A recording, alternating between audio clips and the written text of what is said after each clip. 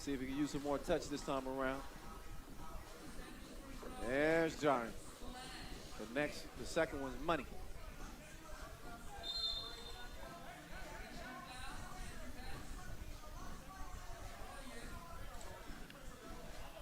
Shout out to Arvin Slaughter's sister, Zoe. Remember Zoe played on the women's national team? She's a baller.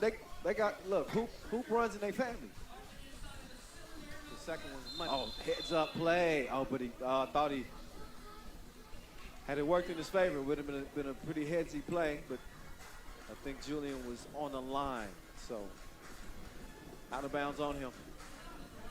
No luck this time. Ball back over to Novi's side. They got off to a slow start against the Swiss, and trailing by 2 here against the Dutch. Frankenstein, shuffled his feet. Didn't know where to go. You see a little bit of frustration. And again, you don't need me to tell you, you can see it for yourself. No Dushan bullet for Novi side. Despite winning 4 of 5 events prior to this season without him, you'd be lying if you said you liked their chances more without him. Oh.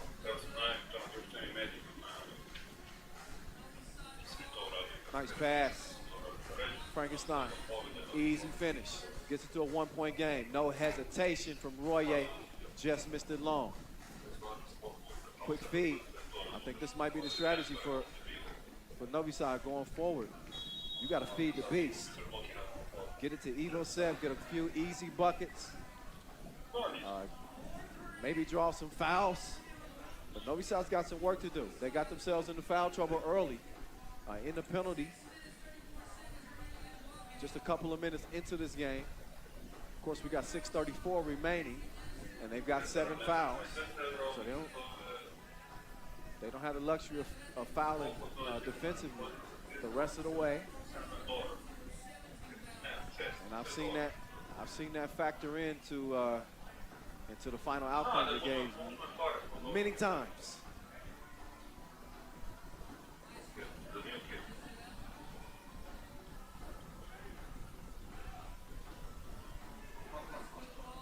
Oh, nice idea. Ball's kicked.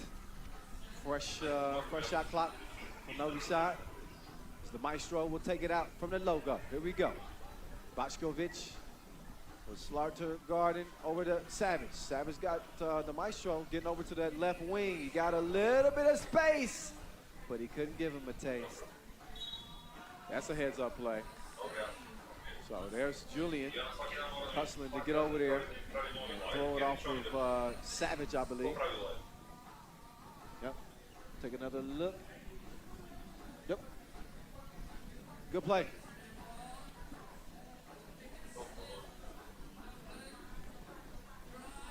Oh, Julian on the drive. He couldn't finish it.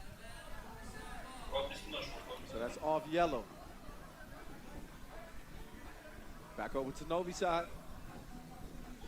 Can they manufacture some offense? Neither team lighten it up.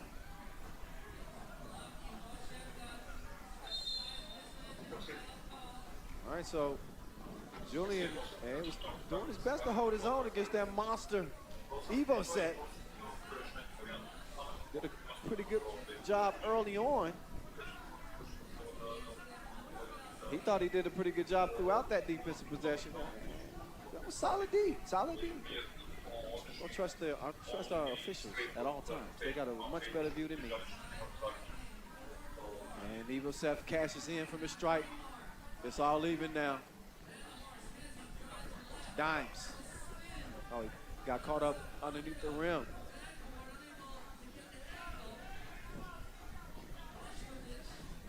Oh, Boshkovic, he tried to go glass there. Could not do it.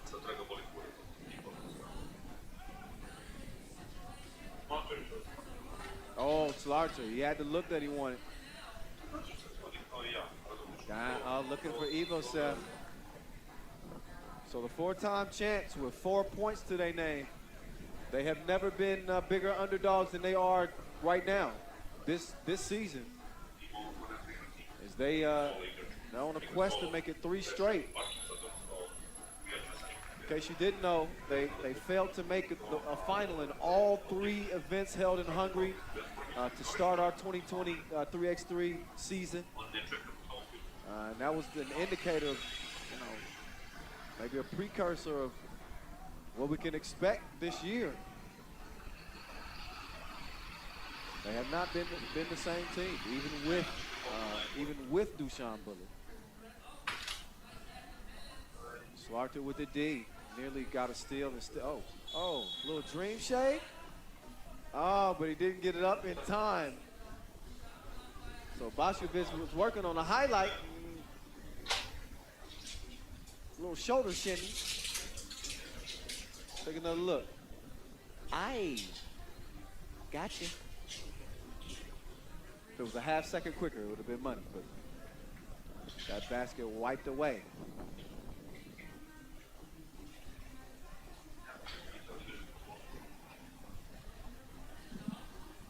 Dimes.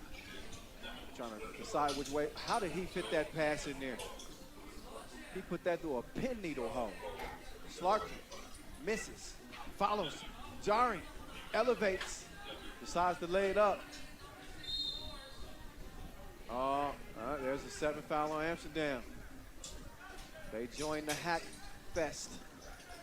And Novi side will be rewarded with a couple of free throws.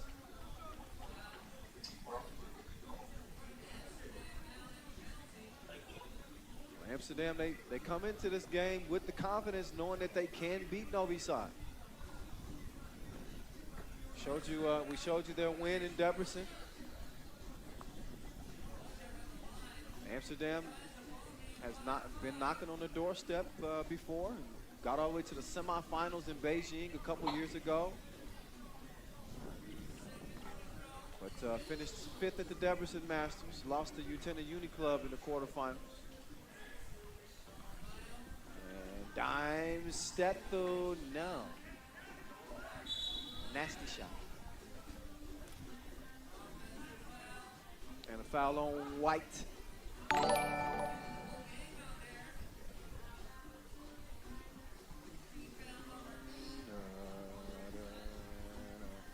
4.5 to play. 6-5. Kyle Montgomery in your ear. Hope y'all enjoying the action so far. We are halfway through day 1.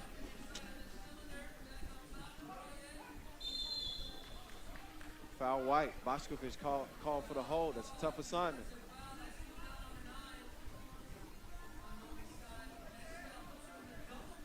Oh yeah, he definitely held him up.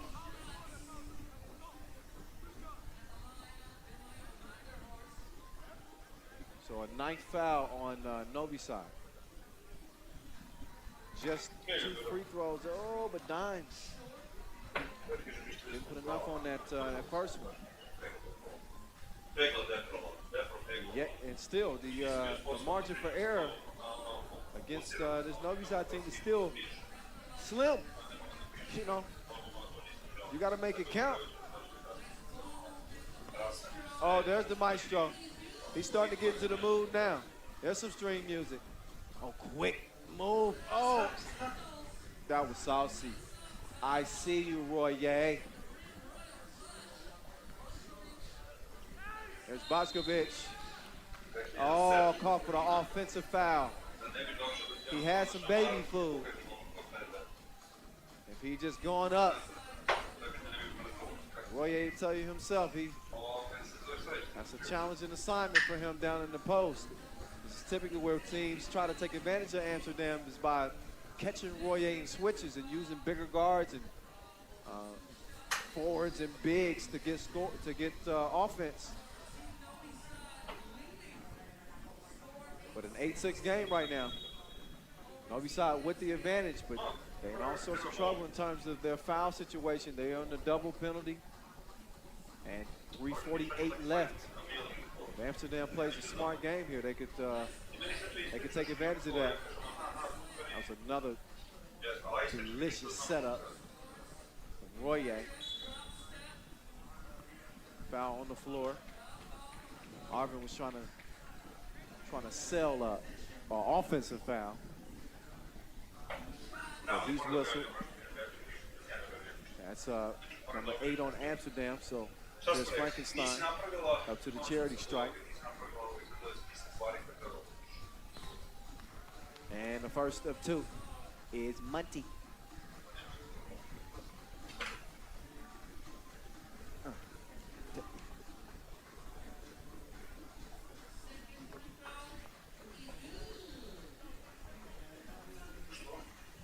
Ten 7, Novi side. Royer. Too much on it.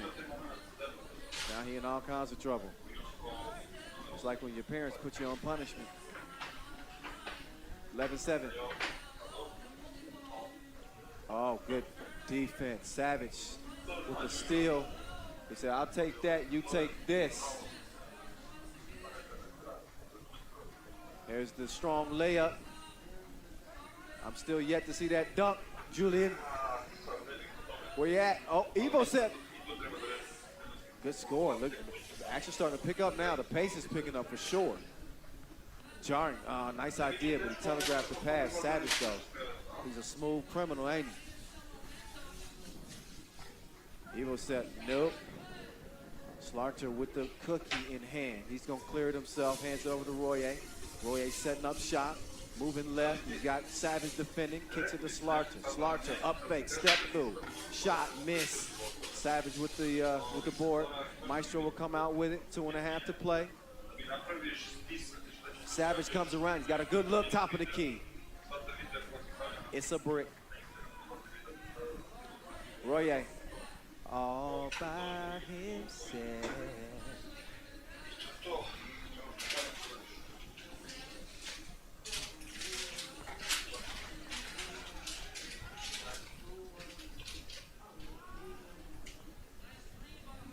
(13-9). We've seen Novi side really step up on the defensive end. And that defense has led to offense. It's the reason why you see them leading 13-9 here. Credit them too, because we pointed out to you heading into this contest, how Amsterdam has become a more efficient offensive team, averaging 19.7 points per game. And here they are with 1:26 to go, and they just now got to the 11-point mark. They were stuck at 9 points for a minute. But they still got life here. It's a 3-point game, 1:20 to go. And with the foul situation being what it is, if Novi side fouls defensively, not only 2 free throws, but possession as well. And that makes that 3-point deficit a whole lot less intimidating.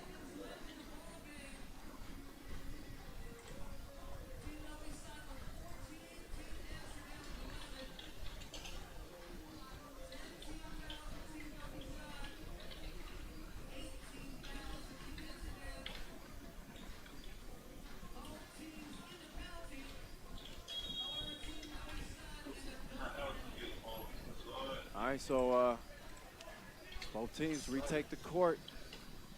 See the communication starting to step up for Novi side. Marco Zedero, longtime member of Novi side squad. Now coaching this team. You could see him cheering his guys on from the stands. Royer spinning. He's got nowhere to go except out to Slarter. He missed it. Back rim. Dimes. He was in a rush to the cup. 12-15 though. Amsterdam got to get to it. Royer, got his cookies took. Maestro, no. Frankenstein, yes. 16-12, Slarter. He tried the James Harden version, one-legged two-piece. He missed it. And Bošković, kind of a tough shot, top of the key. He misses that. Dimes on the move like the lease is up. He gets to the rack, and it's 16-13. But problem is, there's only 13 seconds left. Less than that, only 10 now. And Evo Set is going to put this one away with that layup. Slarter, nothing but air. So with 2 ticks left, it is going to be Novi Sad. Improbably, in a couple of really gritty games out here, they're going to get it done. As they do. I mean, what can you say? They find a way to win. Against all odds, here they are. They're 2-0. 2-0 out of group play. 17-13. It wasn't pretty. It doesn't have to be the count. It's a W, and they managed to get it done. So Novi Sad, the kings of Pool B. Dejan Majstorovic had a lot to do with that, obviously. He's standing by, awaiting a series of questions from Julien de.o.o, who's heading out to the court now. Let's get it over to Julien now, who's got a few.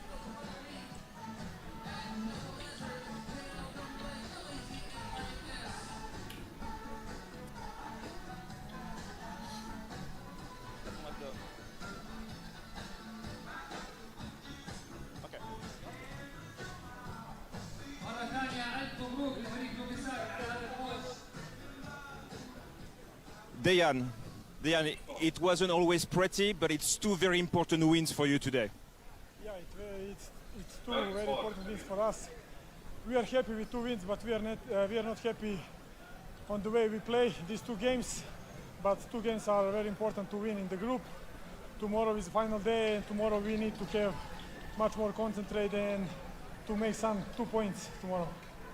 Obviously, it's a new roster for this tournament. Talk about all the new responsibilities there are for you and Tamas and the rest of the team. Yes, we miss Dusan, like everybody knows. Of course, we miss him a lot because he's the best player in the world. But in this moment, somebody else needs to take care of the team. I think that Toma do that very good job about that. And Savic and me and Shone need to stay focused. Shone is playing good, and we hope everybody gonna play very good tomorrow. Thank you, Dejan. Good luck for tomorrow. Thank you. Yeah, so you heard the maestro. You heard the maestro say himself that you know, they haven't played their best brand of ball, and I mean that was evident. But what they can take from that is this: you haven't played your best brand of ball, yet you still go 2-0, unbeaten. So you go back to the drawing board. You look at film tonight. You get ready for tomorrow.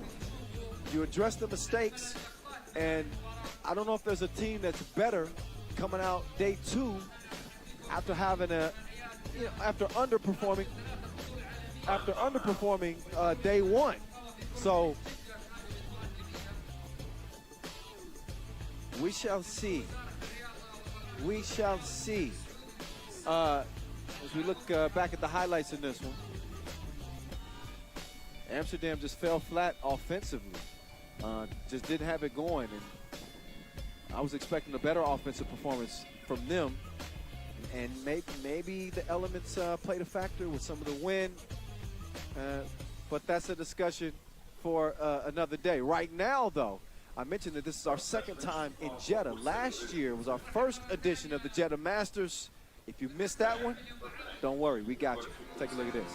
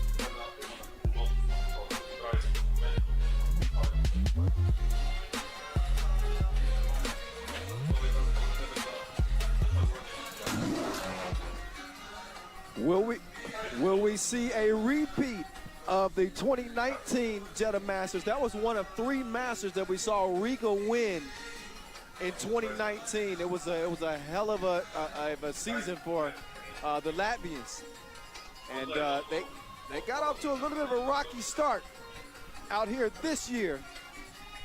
We'll see them in action next and see if they can get back on the good foot. But that will be coming up after. Of course, we enjoyed some local entertainment, a traditional dance. And immediately following this, we'll be getting back to some ball. But in the meantime, sit back and enjoy.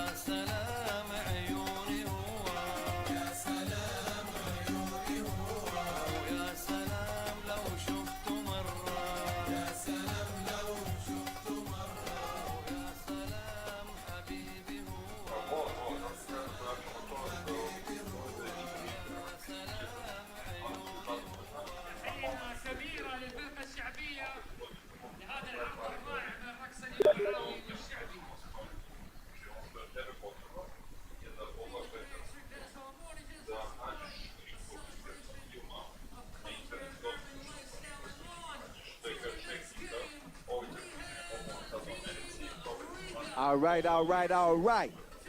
It's time to get back to it. Thank you for all of our performers that have been a part of day 1 so far. That includes the players. But always good to get a taste of the local culture, the local flavor in the tournament. Now back to the tournament. It's the World Tour Final, y'all. It all comes down to this. This is the grand finale of 2020. Shout out to all the fans who continue to show 3x3 love, who continue to follow our product, for continuing to engage with us on our social media accounts at Fiba 3x3. What a challenging year it's been for us all. So I think everybody needs some love here in 2020 and praying for the best going forward, for certain. All right, time to get back to the action at hand. And Riga will now get a chance to meet the seasoned veteran Slovenian squad of Piran. They've made it to the quarterfinals of the World Tour final in each of the last 4 editions. So they always here. Can they get over the hump? That's the question. They do have a different look team this year. They do not have Simon Finsgaard. They don't have the Sphinx this year. But they are still a very, very, very dangerous team. They one of the smarter teams. They'll tell you themselves they aren't the most athletic squad in the world anymore. This is why they have to be more cerebral in the way they approach the game. Meantime, you see Riga #1 in points per game. They average over 20 points per game and #1 in key assists. They have the #1 key assist man in Norris Miezis. That's a big reason why. And Riga would be looking to put together a stronger performance than what we saw earlier today. It took overtime for them to pull out a W over Jeda, but they did it.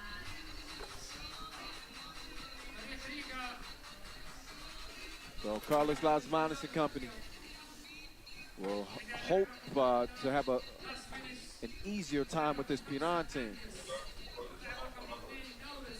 But I don't know, ain't nothing easy when you're going against these dudes. They got the slickster, Gappy, the teacher. There he is, Gaspar Ovnik. Still very, very dangerous, outstanding shooter, and still sets the bar when it comes to passing. He's a gym teacher, all around good dude. And I think they have a squad that should not be looked over. But I think that they also understand that most teams are not looking at them as big of a threat as some others. And that's not coming from me. I think that's the general feeling from the field. So they got a great opportunity to show everybody else that, oh no, we still a serious contender in this thing. So here we go. We off and running. It's time to get to it, and no hesitation from Lasmanis as he unleashes the two-piece that happens to go too long. Well out of bounds.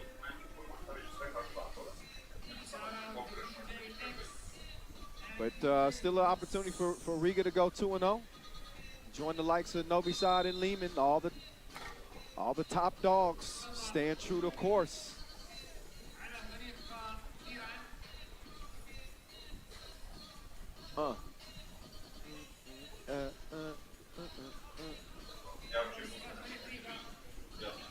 Krumens, oh, how many times do we see Krumens shoot?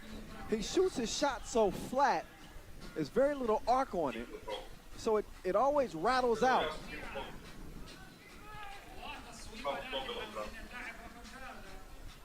Krumens comes around the corner, drops it off. Robin is there to put it up and in.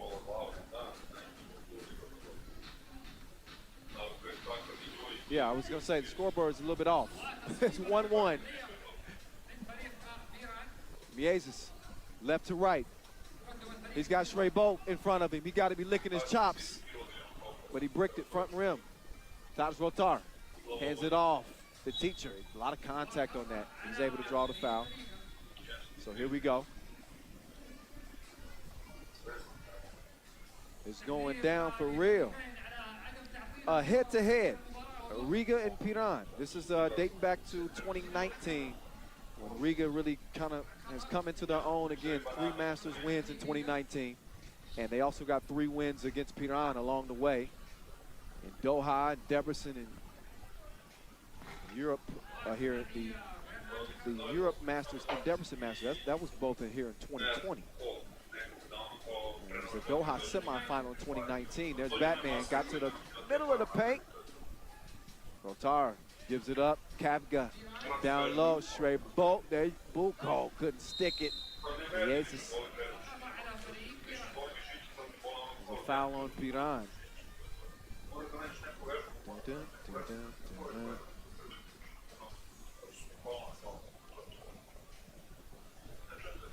Krumins, short.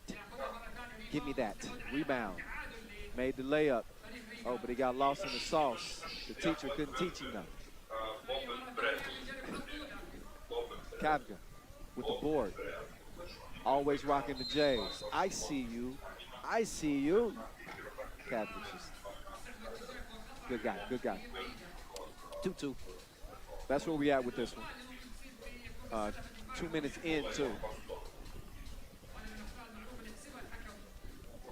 Kavga. Oh, good look. Great vision. He's a visionary.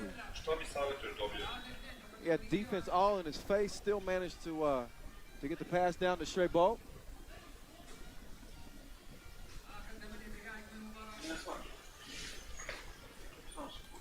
Oh, okay. That's a good drive there. It's a good drive, Miezes.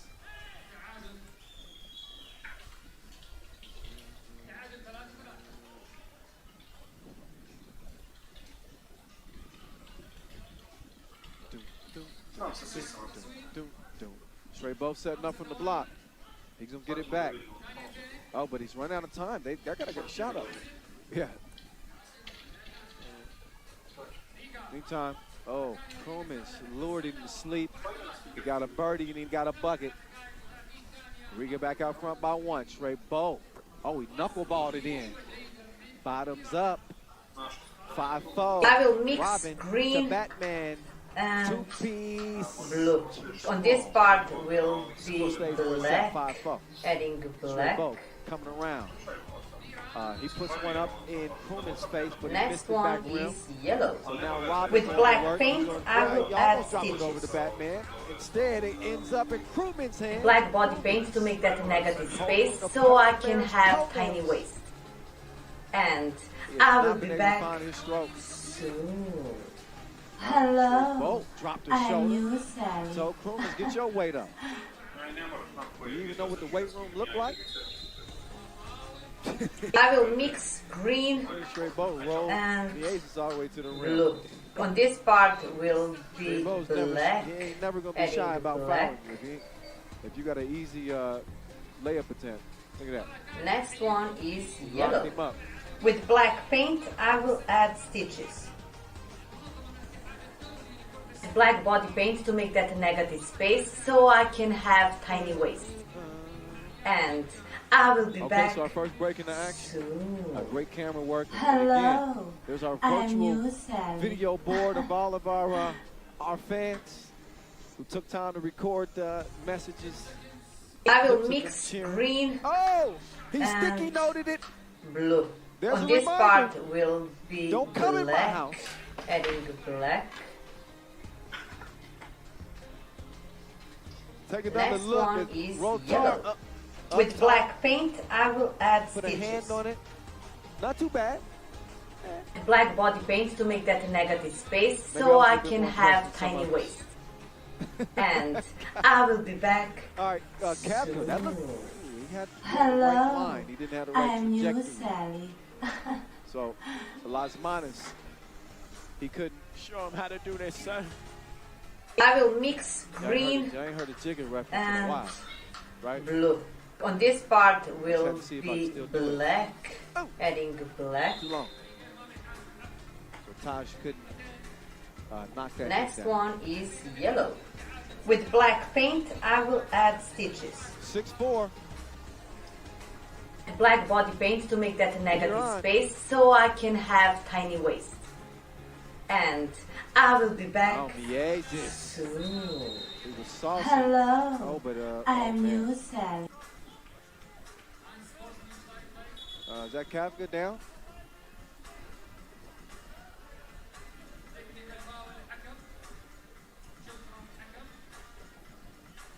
So Yeah, Kavka took a shot to the grill.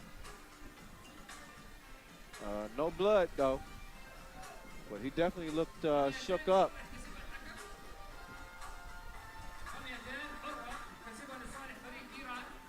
And unsportsmanlike foul? Yeah, unsportsmanlike foul called on Miezis.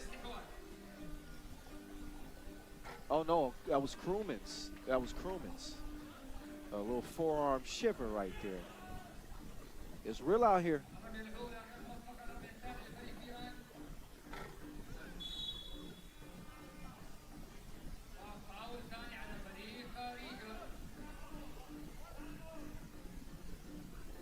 Boom, boom, boom, boom. 6-5.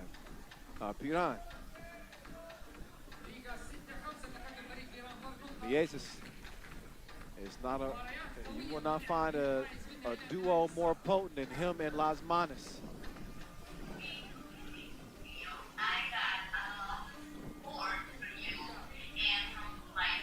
Oh, strong defense. It's already getting testy between these two teams. Yeah. Yeah, this will put our officials to the test, but again, we got the best in the biz. Ref Evgeny and Marcos all over it. They will keep this thing clean. Make sure we get a good game here. And right now it's a 1-point game. Oh, Gappy. Hitting with the shoulder fake and then splashed it. 7-5.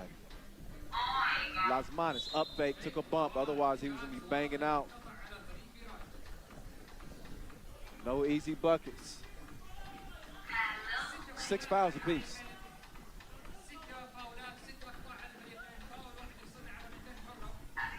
Oh, Miezis stops short. Krumens elevating. Oh, good hustle, good hustle.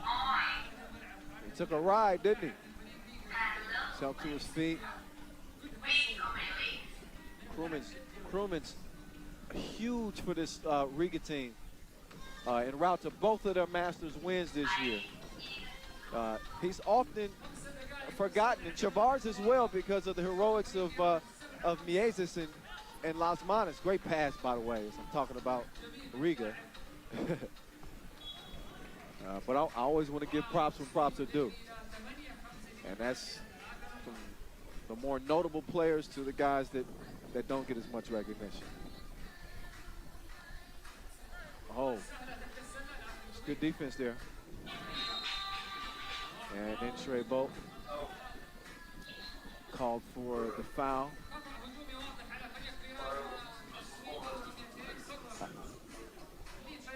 Rarely will you see a player agree. There's always going to be some bumping and grabbing and stuff like that.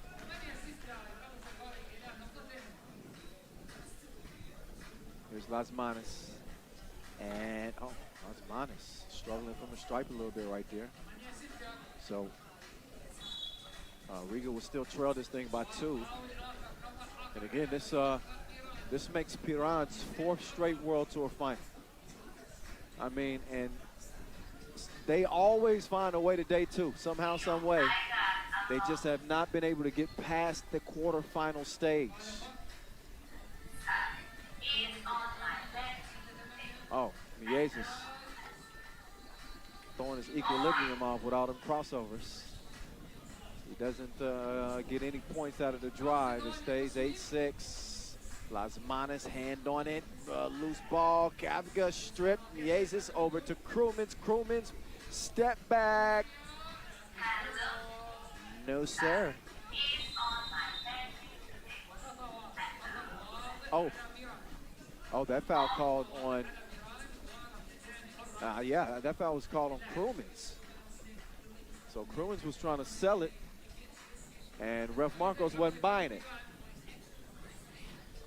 So Adin Kavgic will shoot a couple here, both teams in the penalty. So Piran, this is the type of game that they wanted to make it. They're dictating the pace with Riga as opposed to the other way around. So if they can kind of make this and don't take this word the wrong way, they don't play dirty, but if they can make this like a dirty game, physical game, back and forth, I think that plays in Piran's favor as opposed to Riga. Riga, the more explosive offensive team without a question. So they kind of want to, if you're Piran, you want this to turn into a small ball kind of game. And sometimes that gets a little physical, that gets a little grabby. It's referred to as kind of a dirty game. But I think all of our players have nothing but the best intentions. There's nobody trying to play dirty. I just want to make sure that's clarified. All right.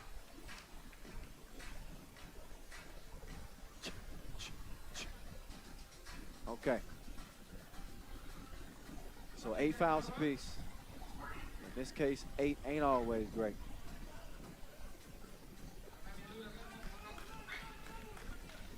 There's Kavga. This is where Piran can really stretch this lead if they take advantage of opportunities. And missed opportunity there at the free throw line. And for Piran, they hope that doesn't come back and bite them. They got Coach Matich looking on. And this is another team that has not been able to get a bunch of practice time.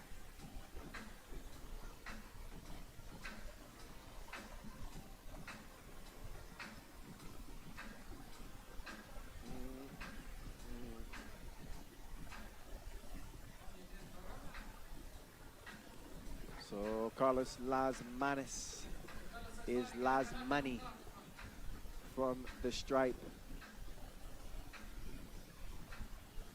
And the second one is good.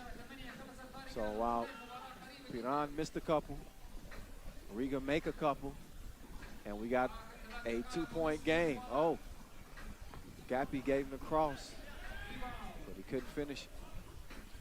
So now Batman, he turns the corner. He's just running all over the court.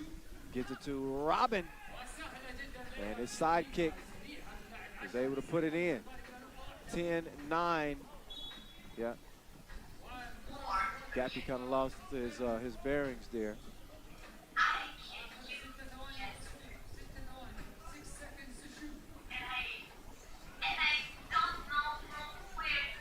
Gappy. He got that one in rotation. Splash. 9-12. Oh, the follow missed too. Good hustle though to get it over to Crewman's crew. No sir. Gappy. Got a step. Spin move. Tough pass. Out to Gappy. Shreds. 14-9. So here we go. Piran getting laces from different places. And 14-9.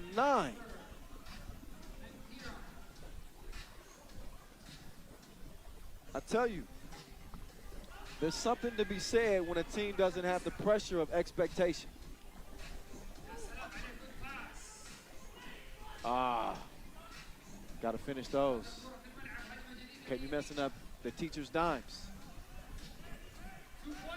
Crewman's rattled off. Batman, though, there to the rescue.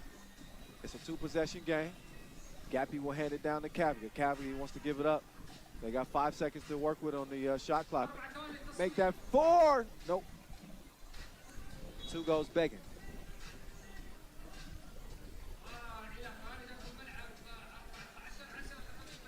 So 2 minutes to play here. This is a critical 2 minutes. If you're Piran, every possession has to be a smart possession. Both teams. Defensively is where this game is going to be decided. You can't foul. Piran, if they foul again, they'll be in a double penalty. Riga just a couple of fouls away from that themselves.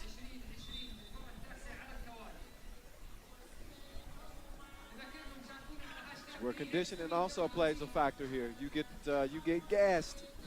All of a sudden, those fouls start to pick up.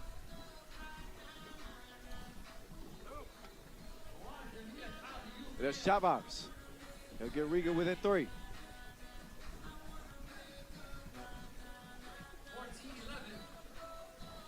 Miezis sets up Batman. up in the bucket. And here we go. So like I said, the momentum starting to shift here slightly, depending on what Las Manas does here at the stripe. But it's a 2-point game. And again, 10th foul on Piran. So 2 free throws and possession. That's how quickly it can change in 3x3.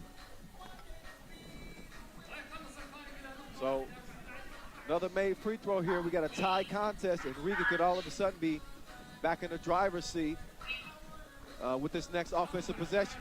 14 apiece.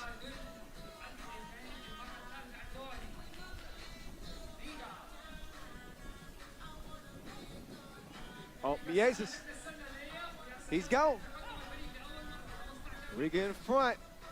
Rotar, too long on that one. Straight bow. Board clears it.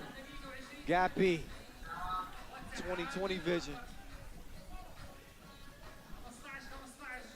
Now it's Robin. Miss Crib. Gappy. Oh, lost a step. Sets the screen back. Would have been back to him, but a kick ball that gives Piran a fresh shot clock.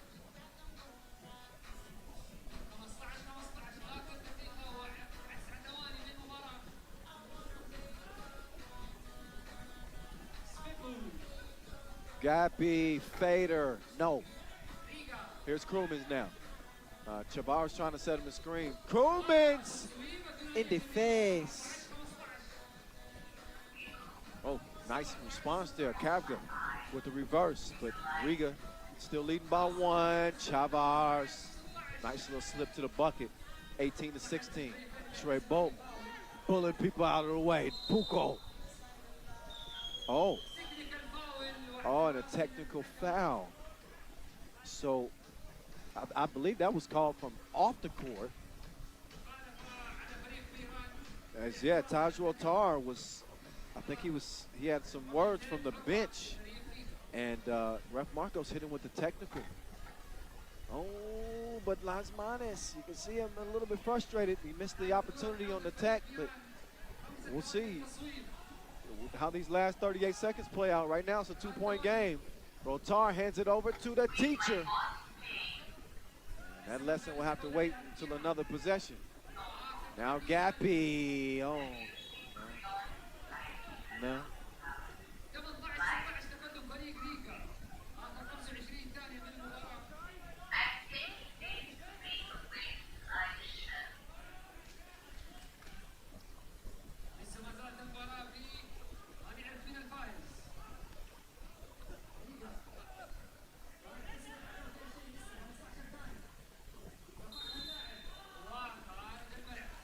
So with 18.6 left, Riga with a 2-point advantage. See if they can hold on here. Piran with a chance to tie here, but they gotta have 2. Up fake, Gappy! Ooh, that was right on line, missed it. And Piran's gonna run out of time. Riga, a couple of tough games. It took overtime in the first. They get this one done in regulation, but a close one, no doubt. Piran lose this one by 2. They certainly had their opportunities. They were up by, I believe, 4 points, 4 or 5 points in this game. Yet and still, it's all love at the end of the game. They dap it up, but that was one that Piran certainly had their shot. So the defending Jeda Masters champs, they go 2-0 day 1. And much like I was saying for Novi Sad earlier, it wasn't pretty. You know, it wasn't exactly pretty. But a win is a win is a win. And the Latvians get it done.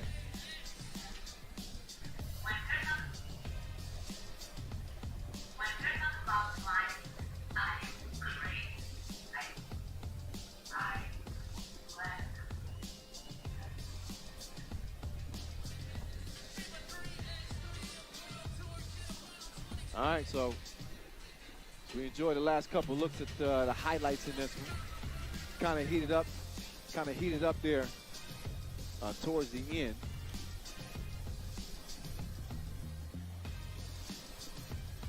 But you started to get the sense towards the end of that game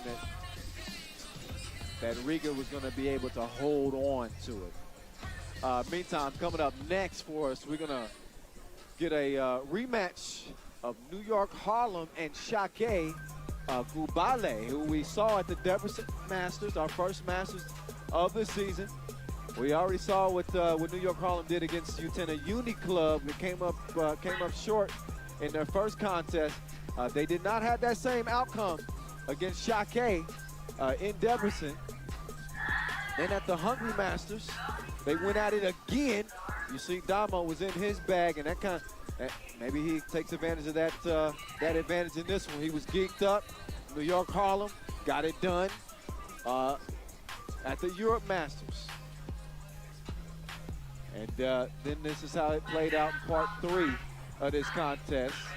Shake got back at him and actually made it to the final of that Europe Masters. Ended up losing, obviously, but we saw a different Shake team in that Europe Masters. Can they duplicate that effort this time around? So these two kind of going tit for tat. I think head-to-head all time in the previous couple of years, they've got 4 wins apiece. So this will break somewhat of a tie. New York Harlem, they hit the court first. They just got outlasted by Utena Uni Club earlier, so it's a must win. They want all the smoke. We hear New York say it all the time. You can't start coughing now. Shake Gubale, our first look at this Lithuanian team out here in Jeda. Another one of the dark horse contenders.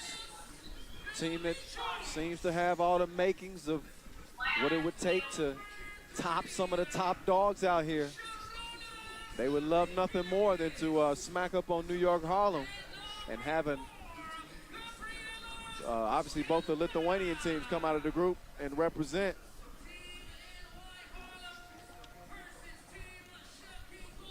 When the dust settles in this one, we'll see what's what. So as we get a look at this Shake Gubale team, and I try to pick up my tea that I just spilled. Mother Nature's kicking my butt up here at my commentator station. Y'all give me a second.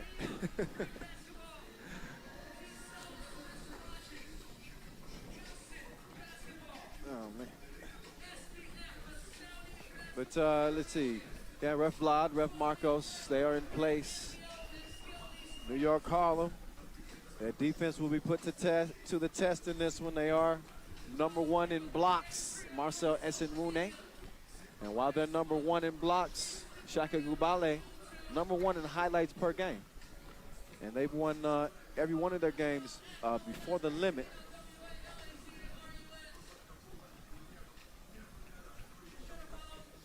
Shake, as you remember, they crashed the party in 2019.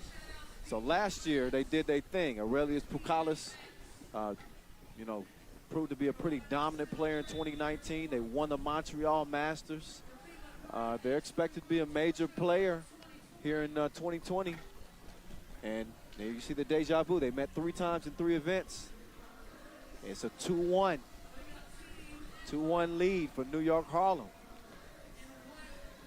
But we'll see. We'll see. Shake, they struggled shooting in our first Masters of the season in Debrecen. They were 3 of 17, but they were able to bounce back at that Europe Masters. They also went winless at the Hungary Masters, too. They ended up finishing runners-up at the Europe Masters, and they beat New York Harlem en route, as we showed you. They are without their most versatile player, Marius Ujupis. He led the team in scoring and player value. That's a big, big miss for them. We'll see just how big of a miss it will be As this game plays out, oh, Pukalis, great patience as he got Esenwune in the air. There's Joey King. Oh, woo. He almost missed that. I think he had dunk on his mind at first. It's Paulis Belavicius. Puts up the two-piece, missed it. And Joey King down, but not out. Definitely down, though.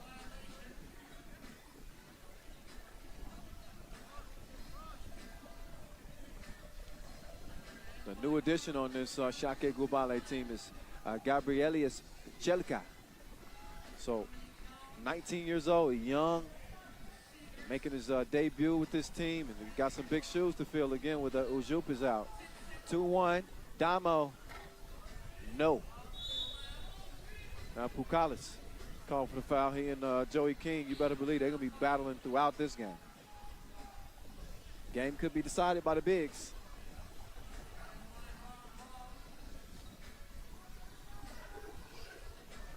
New York Harlem with possession. Super Dave over to Damo. Quick move left. Damo up, two up top. Usually Esenwune is catching a body in that scenario. I don't root for any team, but I root for highlights. I would have loved to see it. Anyway, we get back to it. Shout out to my guy, Noah Lazarus. Shining out here. I see you icing. When you watch the games back, Noah, you're gonna hear this shout out. I didn't recognize the chain, bro. I see you. You dripping out here. Okay. Enough about Noah. Let's talk more about Shake and New York Harlem. Not much to be said through the first minute 16, 2-1. This game will take on an identity of its own. As we move closer to crunch time, we just scratching the surface on this one. Dave with the thievery. Damo. Oh. Joey King missed it. Belavicius. Has his pass stolen. Dave out to Damo. Damo hit him with the jab step, followed his own miss, and he's fouled. So Damo grabbed on the wrist.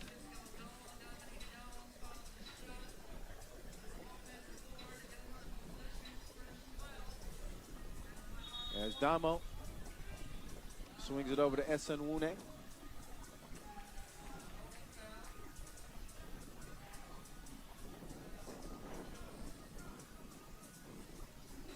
Disco.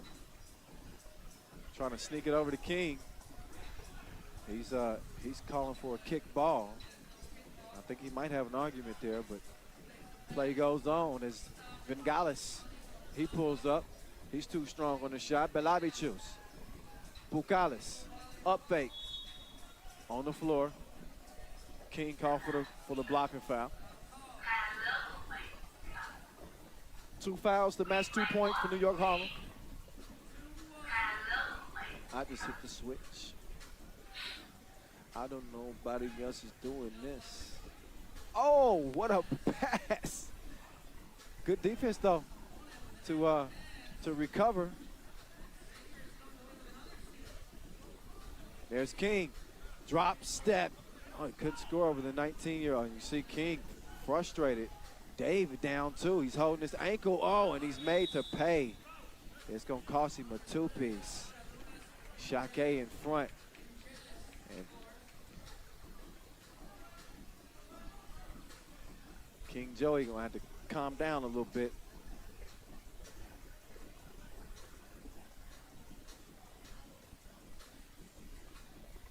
One-point contest. Esenwune! Oh. Going up for the two-handed smash, but he's denied, fouled in the process of the denial.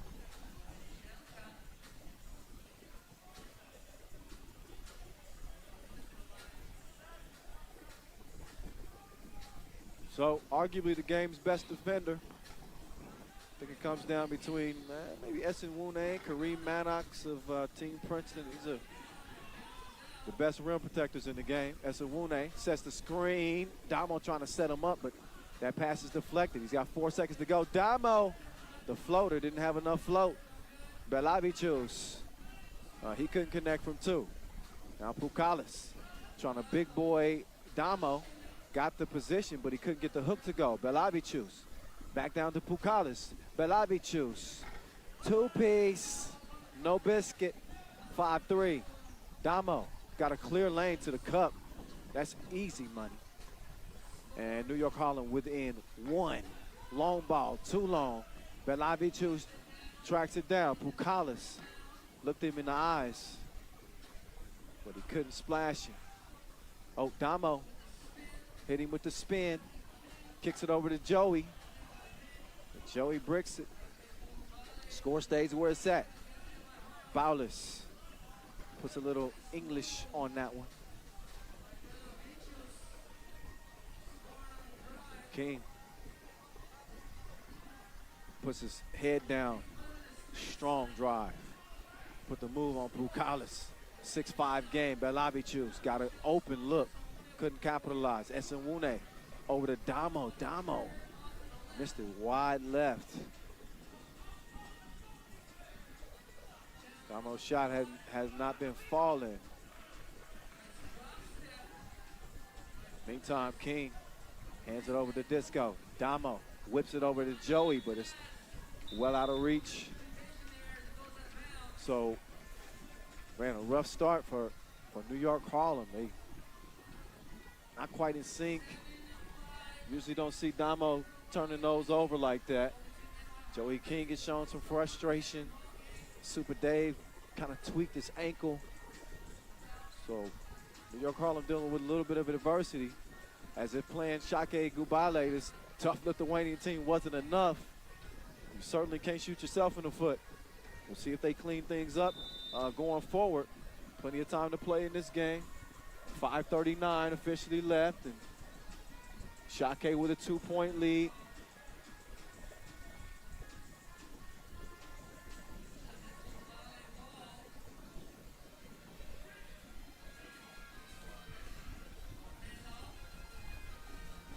It's Bengalis. Got the step. Oh, strong rebound. Oh, then Bengalis. He can't score over Esenwune. Oh, technical foul on Joey King.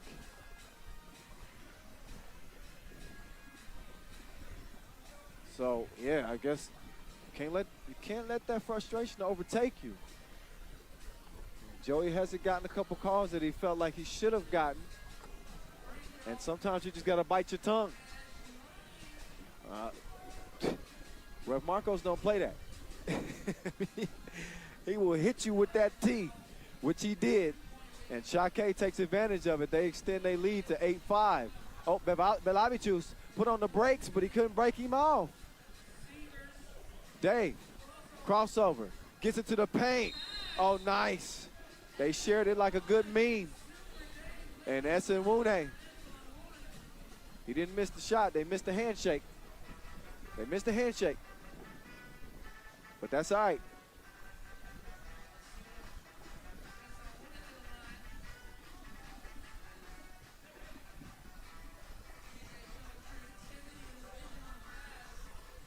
Esenwune, certified member of the Manosphere. He's gonna knock it down. Here we go. It's a 1-point game. New York Harlem. Sure they feeling like they back in it.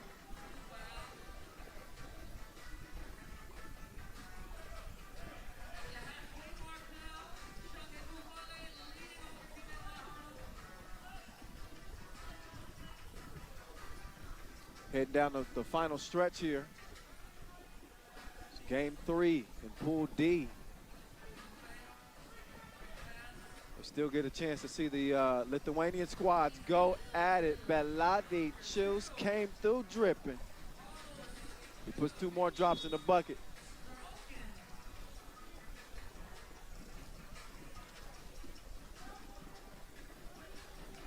take another look.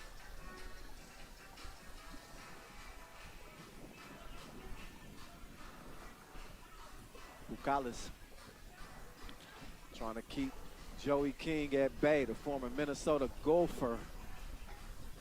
Missed the baby hook.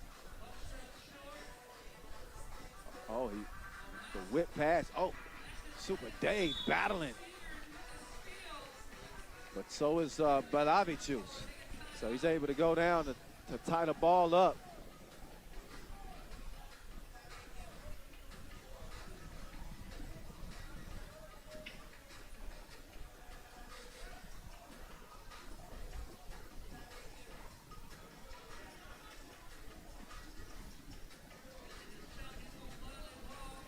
So thanks to Belavichus' extra effort, possession goes to Shake. And Bukalis is left all by his lonesome. He got reservations for two. Damo trying to answer back. And he doubles up to make it 12-9 now. A three-point game. Belavichus taking his time.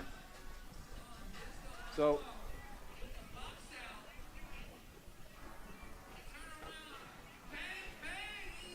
here we go. The two pieces are flying left and right now, and New York Holla is within one. So they out there in the deep end, splashing.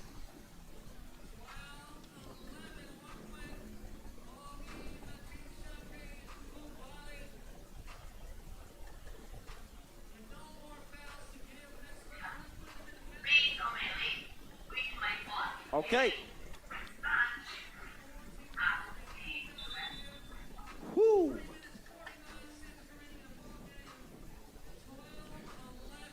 So we got a one-point game. Things starting to heat up now. That's what we like to see. Shake with no fouls to give. They got 6. New York Harlem in better position. 4 fouls. We got another technical. I think that's what Dave and Marcel are trying to get Joey King to calm down, because that's the second time that he's been hit with a technical in this game, and he's nearly got 3.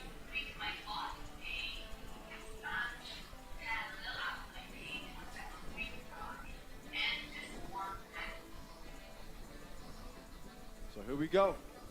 Back to it. Bukalis to Vingalis. Vingalis tripped up. Yep.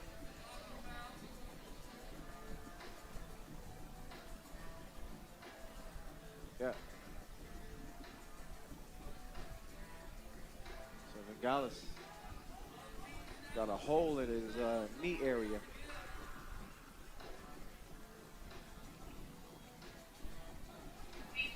There's Belavichus, pulled it. Esewune skies for the board. He'll get it back. And the easy layup ties the game up. Belavichus going left, cross-court pass. The drive. Esewune's presence just threw that off.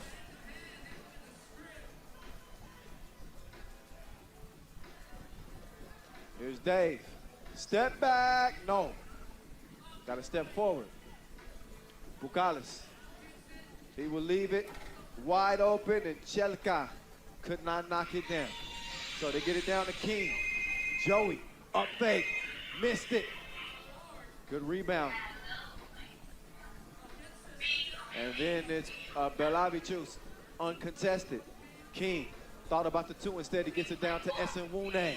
And the Minister of Defense gives them a little bit of offense. 13 all, 2:34 to play in this one. We could be looking at maybe a game that comes down to the final possession. Maybe.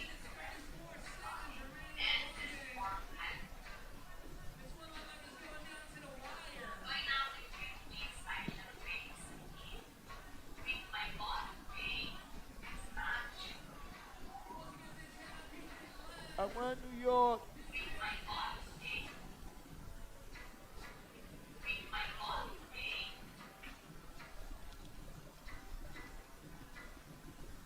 we go. Man, competitive game. New York Harlem fighting for their day 2 lives. They certainly don't want to get bounced early. It's 60 bands on the line. Whew.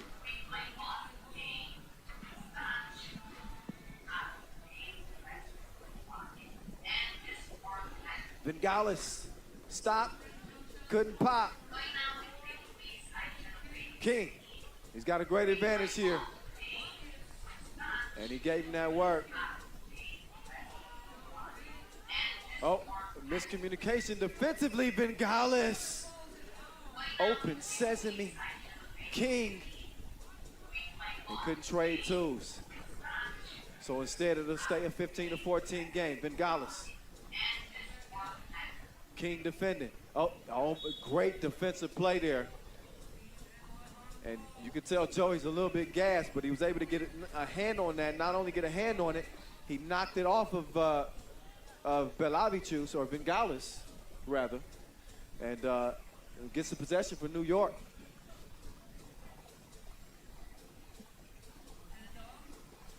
Damo from deep, missed it. Super Dave fakes the pass. Oh, he got some extra levitation right there. Some wind in his sails, 15 apiece. Give and go, money. Chelka, using that size advantage, that length. Damo couldn't give him a taste. Long rebound to Dave. Dave to Joey King. King. Oh, yeah. He's attacking the rack with ferocity now. Big boy game, strong, 16 up. Belavicius, Chelka lost the handle for a second. Bukales, nope, not this time. So the rock in Disco Damo's hands. This should be entertaining. Oh, Damo decides to give it up. He says, we got an advantage here. Why would we not? Why would we not? Joey King is cooking. Can you smell it? Can you smell it? 17-16, Belavicius, no. 17-16, New York Harlem. See if Shake can even this thing up after the miss from Damo. Chelka will clear it himself. Now the big boys do battle. Oh, Bukales just had his way with Joey King that time. So here we go. It is 17-17. It is all tied up. 32 ticks left. Who digs the deepest? Looks like we got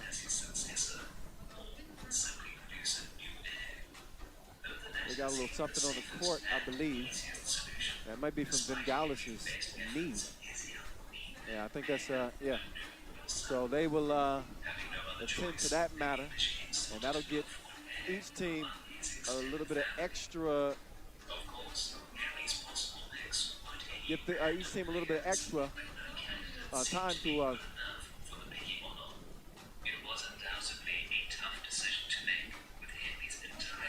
I guess get a breather.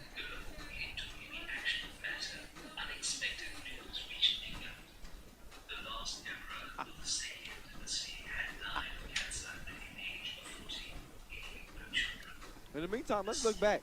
This has been a back and forth affair. New York Harlem is kind of settled in. They were frustrated at the start of this game, getting some calls that weren't going their way. Technical fouls were flying. Now it's anybody's game. 17 points apiece, 6 fouls apiece.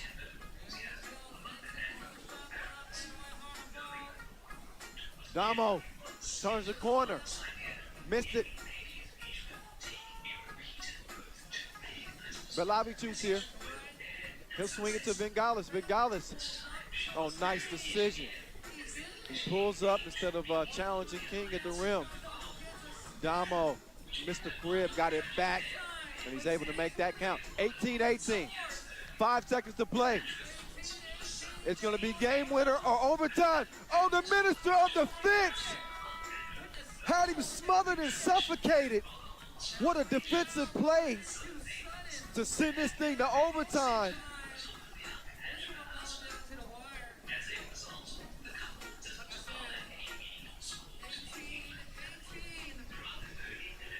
Man, each team giving it everything they got here in these last couple minutes to send this thing to OT.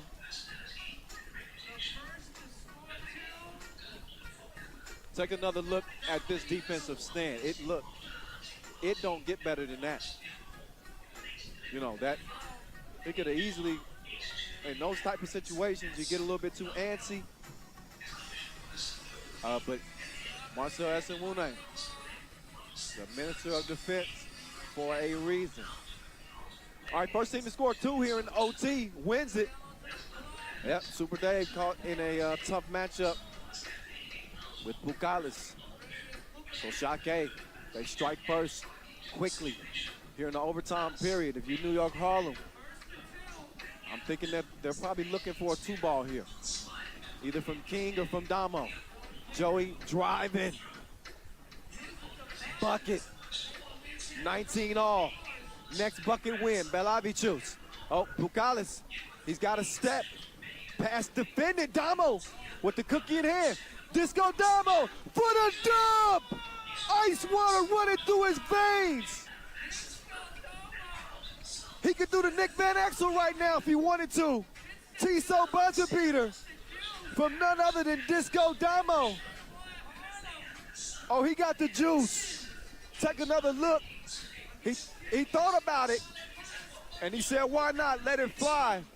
He put it up in the wind, and New York Harlem comes out with the win in OT. They absolutely had to have it to stay alive here in Jeda, and they get it done. Great game. Hell of a finish.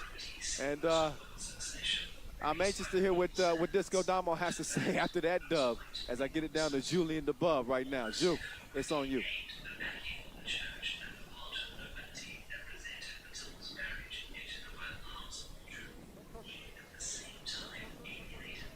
Dominique, Domo.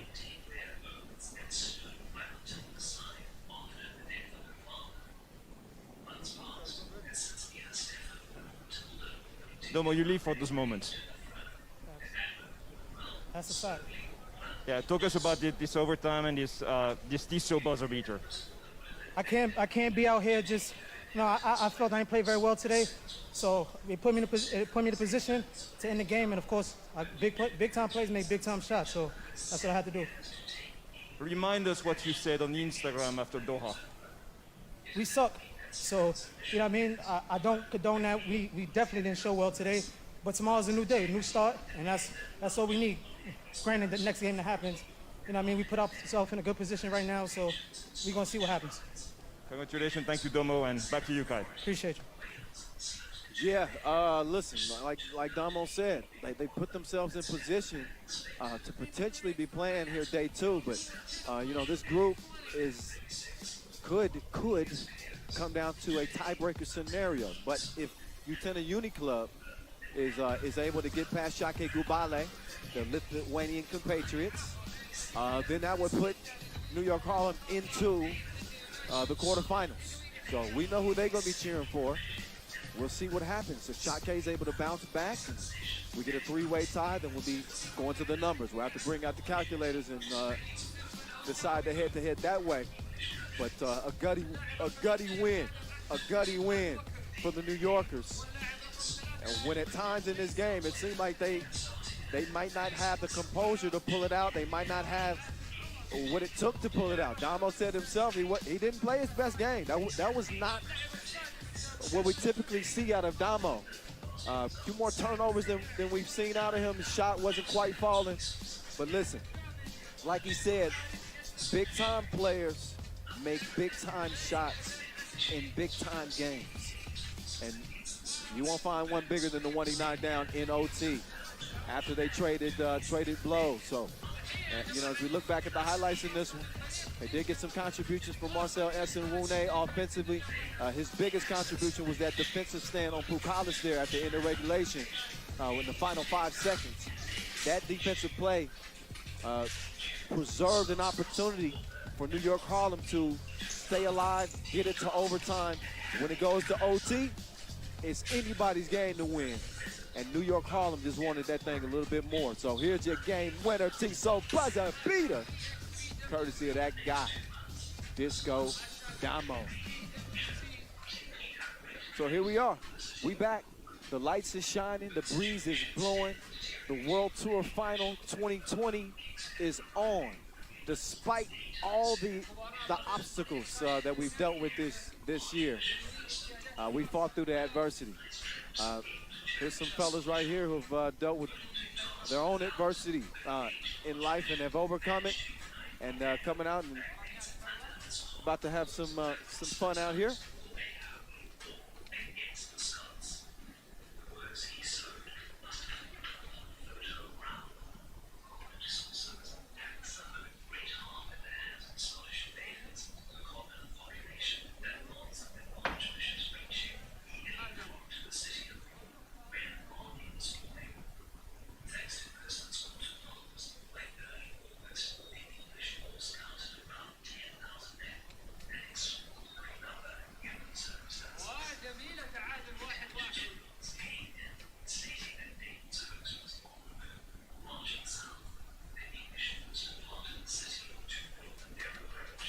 All right, so we're getting ready to take a break here, but we got some extra content that we want you guys to enjoy. We told you about Mr. Robot, Stefan Stojicic's journey, not only here in 3x3, but before when he played 5-on-5.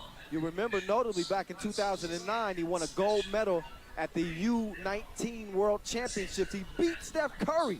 If you don't believe me, we're going to show you that right now, and we're also going to give you guys a little bit of information on how 3x3 continues to grow in Mongolia. Check this out. Stefan Stojicic grew up in basketball mad Serbia and was once one of the best basketball prospects in the nation. You know, in Serbia, basketball is the most popular sport, and my father was a professional player of basketball, so it was his idea and also mine idea to start to play basketball, and I like it. In the 2007 Under-19 World Championship final against the USA, Stojicic even outscored a young Steph Curry and led his team to gold, a memory that will last a lifetime.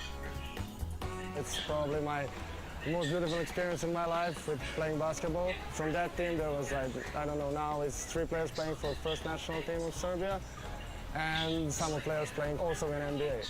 My assignment was to guard Steph Curry, so I came in the second half because I wasn't the greatest player in that team, but I was always the good defensive player. And that game I scored 14 points, he scored 5, and we won the game, so, but it was only one game. It was my good day, lucky day in my born city, so. A few years later, Stojicic would shock the world by putting an end to a promising basketball career and going back to school. I had a career in Serbia. I played Adriatic League for Red Star and Radnički Kragujevac. Then I moved to Vojvodina. We 2 times won our first league championship. But then I noticed that I'm on that level. I'm hardly going on the other level, so I decided, okay, I go to study electrical engineering, and I decided to quit basketball. It's a strange decision. A lot of people was really surprised, but it was my decision, and I'm not regretting about it. That's my life now, and now I start to play just 3-on-3. It's great stuff for me. My friend from university who is studying software engineering, he called me to play one tournament, and in Novi Sad and also in all Serbia, 3x3 is really popular, and the team from Novi Sad is the world championship, their first ranked team in the world. It's totally, I don't know, different story than 5-on-5. This is more like a cool thing to play. It's like for a lot of people, and it's becoming more and more popular through the years. And in Serbia, this is probably more popular than 5-on-5. All the kids in the courts playing 3-on-3.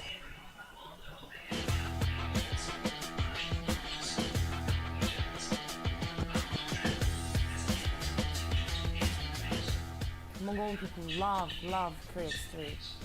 And then, so we even have another, like, just only specific channel on the TV for 3x3 basketball.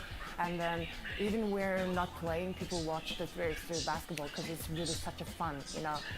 And so I think for the last few years, our the men's team, national team, about Ulaanbaatar, yeah, they have paved the way for our Mongolian 3x3 basketball. So they were successful in Asia Cup, and then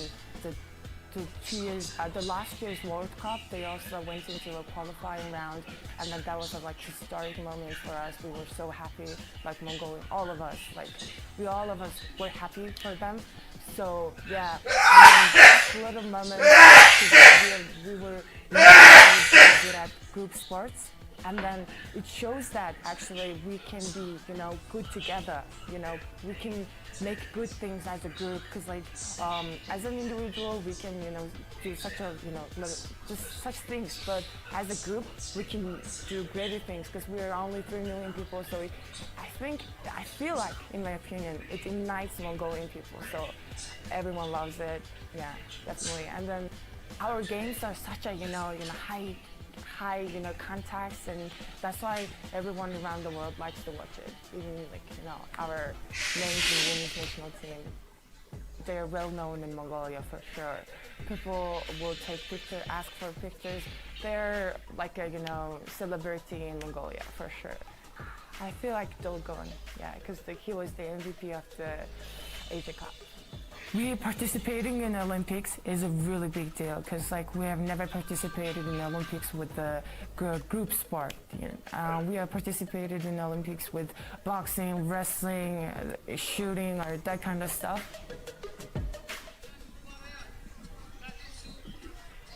And we are back. Man, perfect timing. Let's take a look at the pools. Again, get you guys up to date on everything that's been going down so far here, day one of this 2020 World Tour final. Pool A, we saw Lehman come and do work. We still get a chance to see Ub and Ulaanbaatar battle it out for that number 2 spot out of Group A, but top seed proved why they are the top seed, as Lehman will go into the quarterfinals unbeaten. So A hasn't quite been decided, but at least one portion of that group has been decided.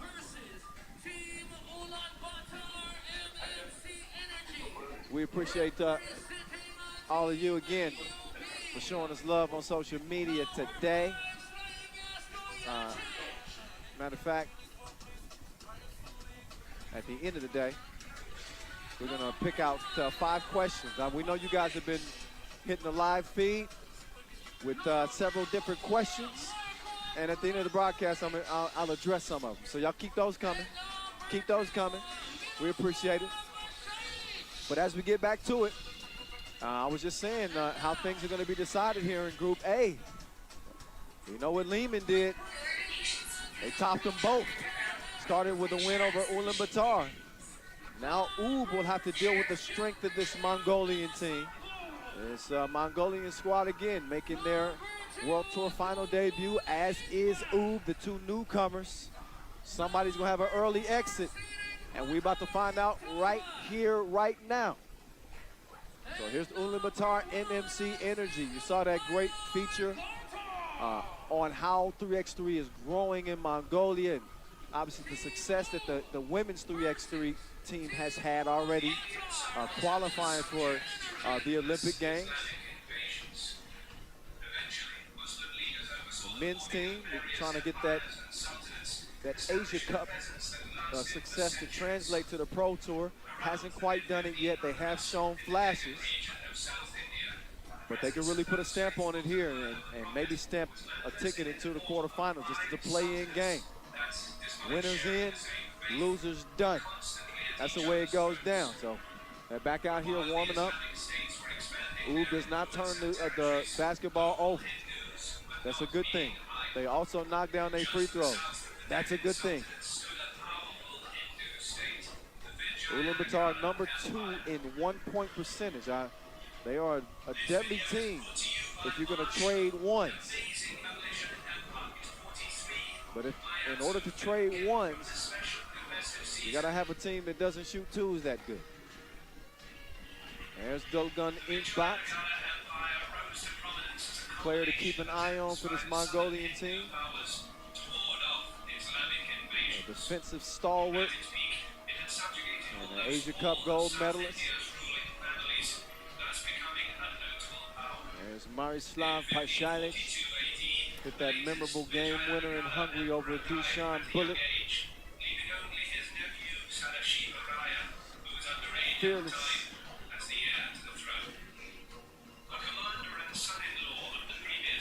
So here we go. Serbian side versus the Mongolian side. A lot of pride on the line in this one. They did get their first challenger win. It was the Jeju. The Jeju Challenger. It's a historic win for Ulaanbaatar. And they've made a habit of making history. Their first trip to the World Tour final. We'll see if it continues. It's on now. Clock's running. So are we. And there we go. True to form, 5 seconds in. It's a whistle.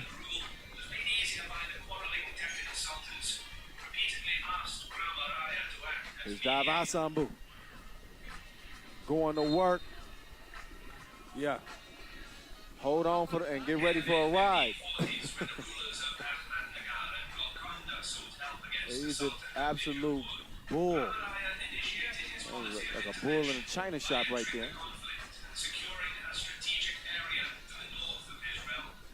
Anything standing in front of him gonna get broken. There's Dogun. Inkbot couldn't hit it, but he follows his shot, sticks with it. Persistence pays off. Pashilic. Have you some? Hoop and the harm. Chance for a 2-point play.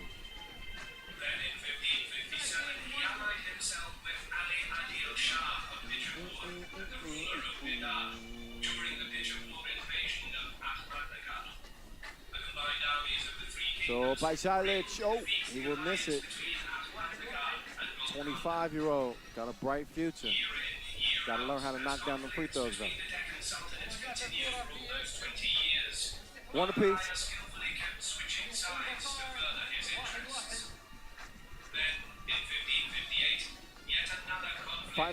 Final game out of this group. Pool A. 2-piece. No biscuit. Ulaanbaatar out 3-1. All 3 million Mongolians back home cheering.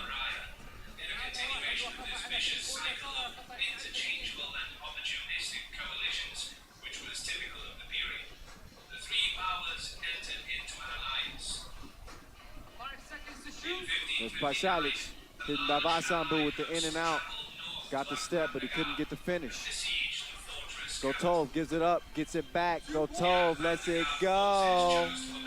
Weddy, 5-1. Here's Strainia. Oh, why he did him like that?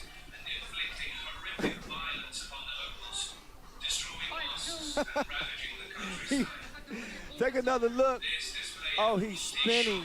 He left him like a bad relationship. That was vicious, man. 5-2. Inkbot. He draws the foul.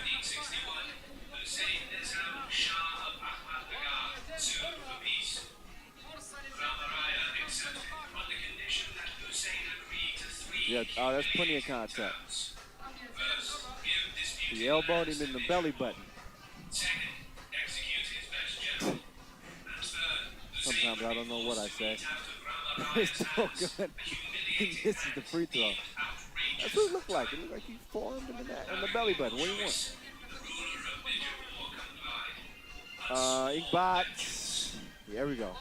He gets that one to go down. Ulaanbaatar leading 6-2. They came out of the gates firing. Strainia took a bump. That ain't exactly the matchup that I think he wants. Well, on the perimeter, sure. But he ain't gonna move Davasambu.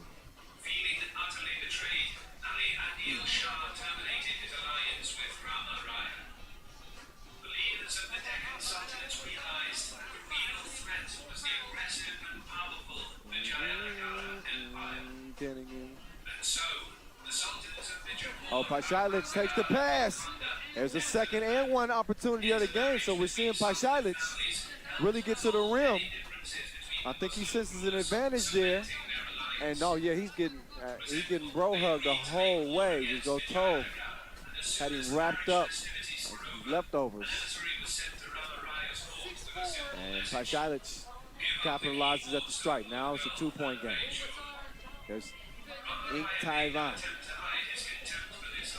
Could not get it to go down. Score stays the same. Brankovic, up fake, gets to the paint, fakes the pass, makes the crib. So here we go. Oob has come alive here. Up fake, Ink Taiwan, clear look at the rim, and that's gonna be easy breezy. Miroslav Pashailic. He'll pass it down to Brankovic. Brankovic, someone called on the ground. Inkbot trying to hold his ground. Gets the whistle instead.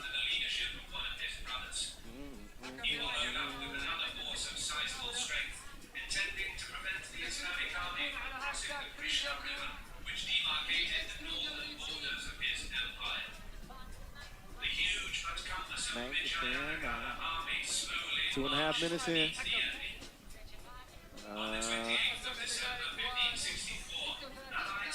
While Ulaanbaatar has a 3-point advantage, they also have 6 fouls. I'm not sure what the discrepancy is right now. Okay, I think everything is correct. Good. Fresh shot clock, 2-point game, 6 fouls on Ulaanbaatar, 4 on Oob. Pashailic continuing to get to the rack at will. The gun drops it off to the enforcer, Davasambu. Pashailic, oh, stop and go. Red light, green light, watch your ankles. Kick ball.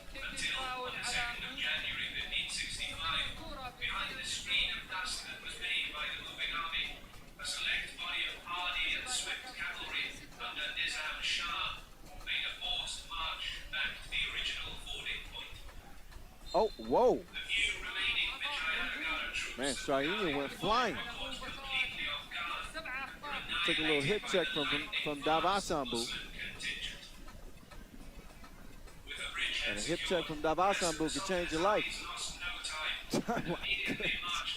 Okay, that wasn't a hip check. That was more of a shoulder. Oh, Strainia. Tough as nails, though. Brankovic got caught reaching in the cookie jar.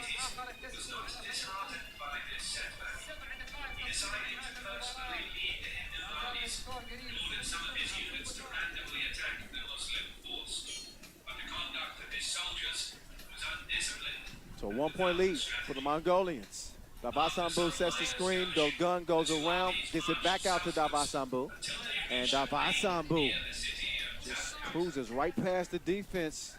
Easy money, Strainia. And making it tough for him. He's fouled.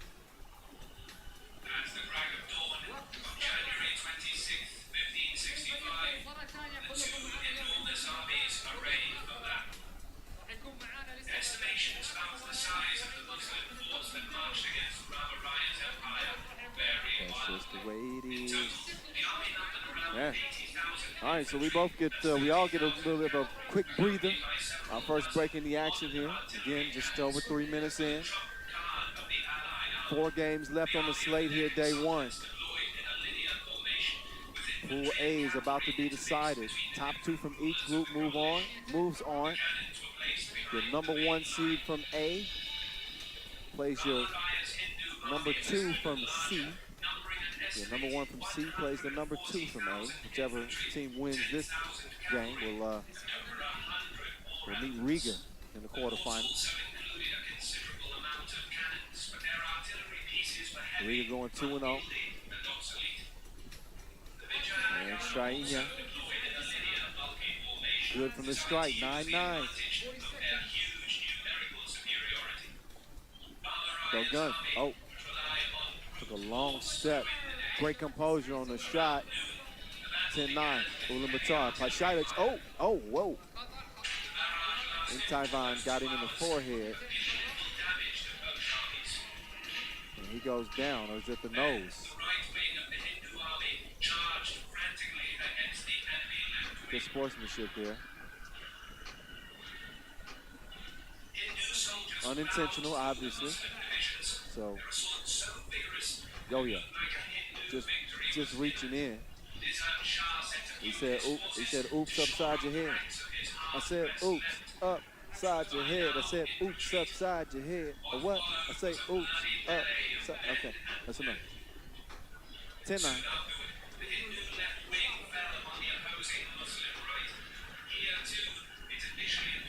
Pashailic being checked out. I don't think there's any blood. Okay, no, he's okay. He's all right. All right, 11-10. Davasambu setting up shop. Mr. Crib.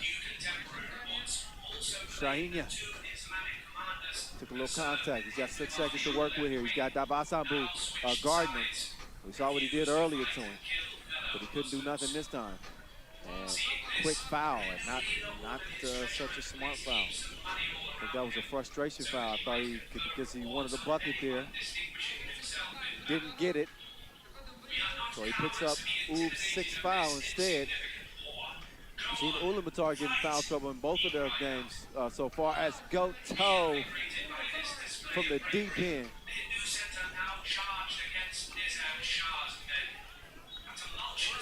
(12-11), Ulaanbaatar.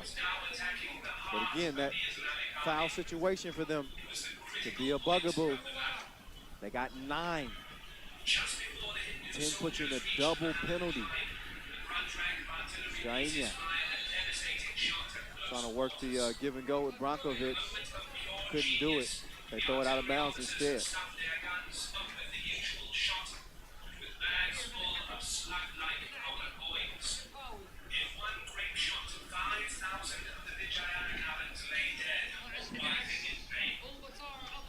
Inkbak cross court. d.o.o back to Inkbak. Behind the back. And the cookie's loose.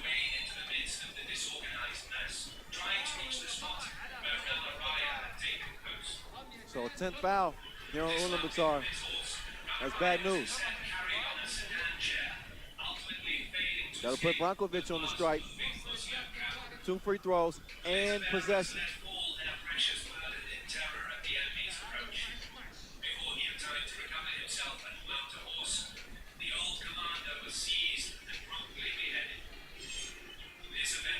Oh, so he splits a pair. So not a completely blown opportunity, but missed 1 or 2. Here's Straina, Mr. Robot's brother. Lost his footing. Got the board back. Keeps the redirection. And that, I think d.o.o touched that. Yep. So d.o.o got a hand on that. 7 seconds left on the shot clock.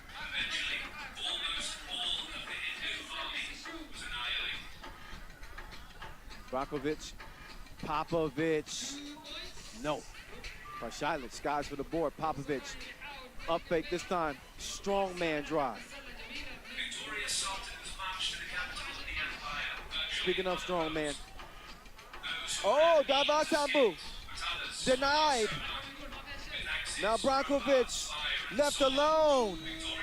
He cashes in, 15-12. d.o.o up fake. Can he give him a 2-piece? Not this time.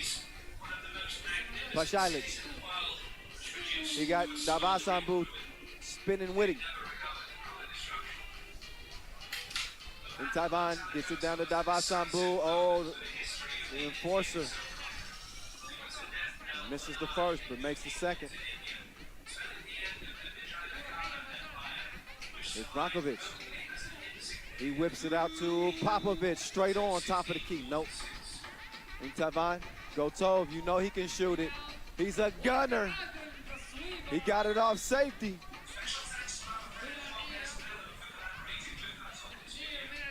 15 apiece now.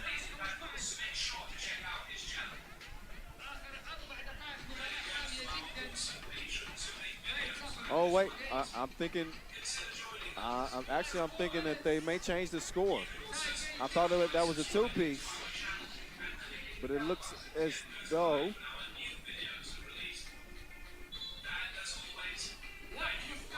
Okay, there's a lot going on right now. I think there was some conversation as to whether or not that previous two-piece was a one. And then after that, I believe Brankovic got hit with a technical because he was saying something on the bench. All right, that's definitely a two-piece, so that's out of question. I don't think that that's going to be up for discussion anymore. Oh my goodness. I forgot about that Straina spin move. That was dirty.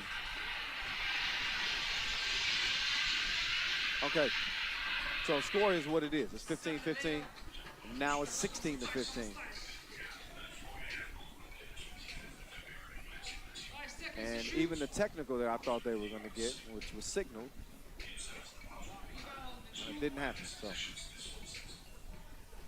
no harm, no foul. Anyway, Brankovic drops that. You bet. 2-point lead for the Serbians. Davasambu. Oh, Davasambu. They pulled a chair on him. Missed it. Straina, oh, tracks it down. Great hustle. Oh, and the nice pass, too. So Shiloh sets up Straina. And then Stojic called for the foul.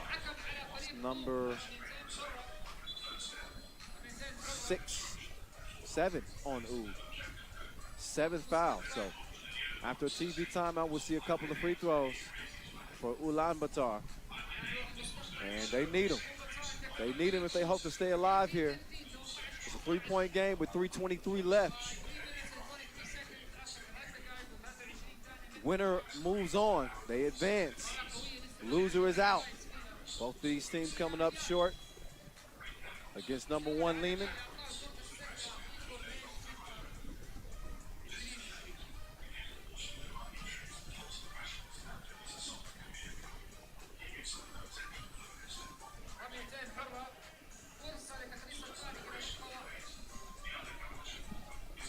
Taiwan steps up, misses the first of 2.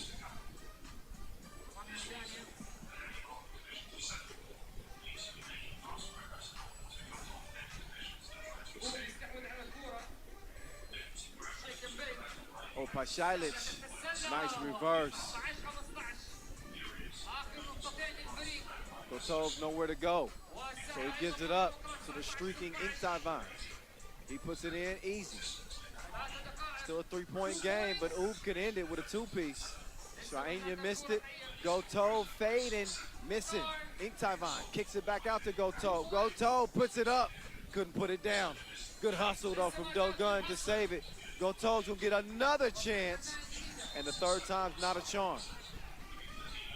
Instead, an 11th foul on Ulaanbaatar. 2 free throws for Oud and possession.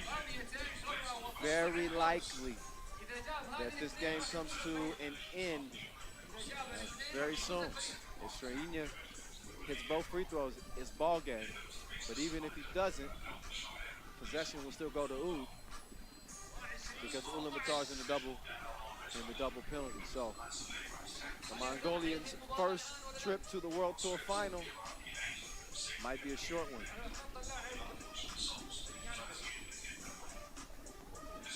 And not might, it will be. That's it. That's all, ladies and gentlemen. It ends at the stripe, courtesy of Straina Stojic, as Oud hands it to Ulaanbaatar, 21-16, before the limit. Might have been a different type of game if Ulaanbaatar had not gotten into such foul trouble early on. It made a difference. It made a difference in this game for them. And they end up coming up short. Still, it's fun to look back at the highlights, right? Let's do it. They were trading back and forth. early. That might be a top 5 nominee right there. That's what I said. Brankovic, nice step as he gets to the rim. Ulaanbaatar again had that early lead. 3-point advantage in the early goings. But I do remember saying that that 3-point lead might disappear because of their foul situation. And that's exactly what happened. They end up losing the game at the free throw strike. Also, giving up wide open twos like that to Brankovic, they don't help. That doesn't help.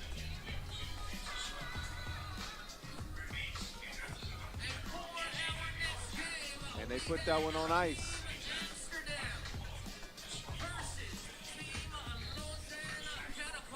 So as we get it to Group B play, we'll show you Group B standings out of 2 games. Novi Sad improbably, a couple of ugly wins. You heard them say it yourself, but there they are. They stand 2-0. So much like the previous game, same is at stake. Winner gets in. Who's it gonna be? The Dutch or the Swiss? Amsterdam or Lausanne Catapult? Here we go. Here we go. Here we go. Amsterdam hitting the court first. DeMeo, Van der Horst, Dimes. They need some more scoring. I mean, I ain't got nothing clever to say about that. They got to score. If Amsterdam cannot ignite their offense in this one, they could be in trouble. You look at how they compare with this Lausanne Catapult team. Lausanne has the size advantage. They got King West. King West, Western Montagny.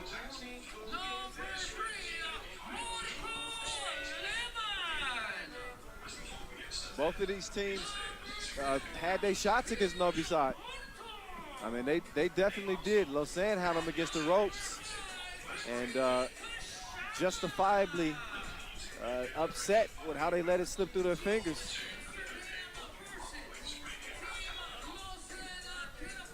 Amsterdam as well. But there's King West and the Juice Man, Gilles Martin, and Shika Shama representing that Lausanne team, and Julian Jarring, Aaron Royer, Arvin Slaughter, and Dimes representing Amsterdam.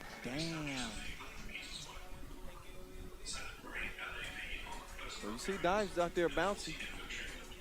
I mean, he got a little pep in his step. We got a couple of human highlight reels out there with Gilles and Dimes.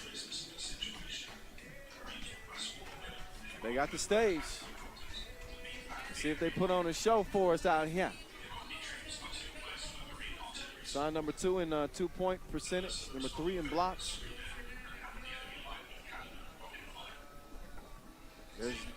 There's Dimes.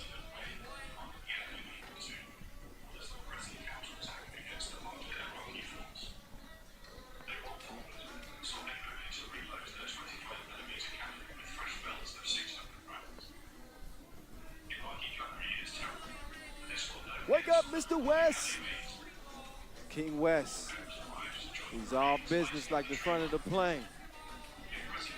He got that look in his eyes.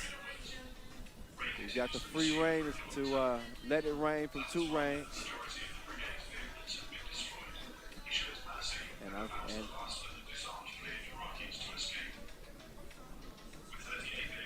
I meant what I said, and I say what I mean. Could be the difference. And West getting comfortable out there in the great beyond.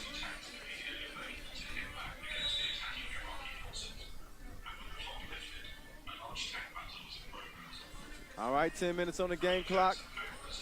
Our warm-up time is over with. This is an elimination game before elimination day. You know the drill. Show up or get shown out. Simple as that.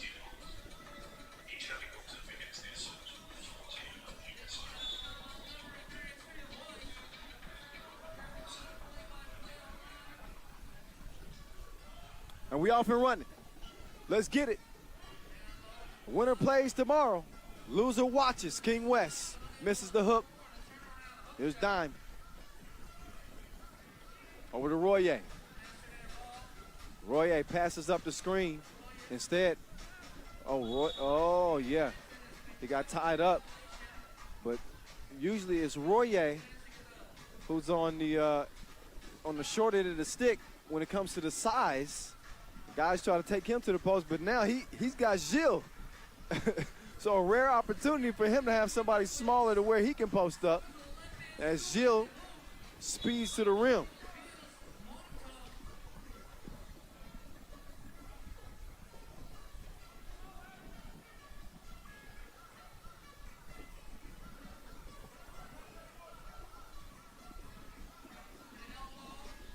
Here's where Dimes will open the possession.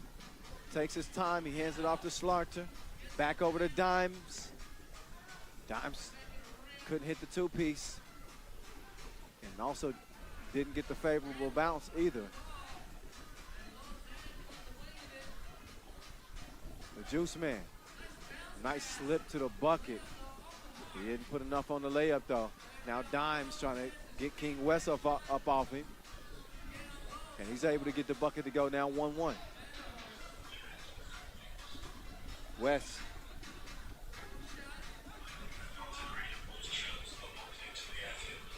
There's DeMayo. I told you he's feeling bouncy. Just got to do it before the whistle.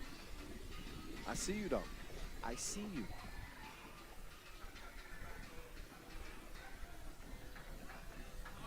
Oh, Gilles. Oh. Quick change of direction. Missed it. Man, I'll tell you, Gilles got one speed, and it's fast. All the time.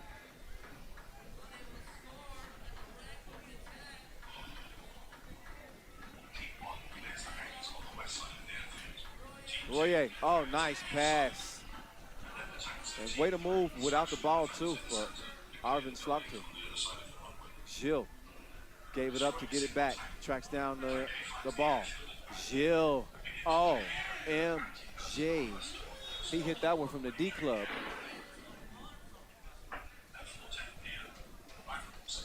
Or is it Club D in Los Angeles? I can't remember.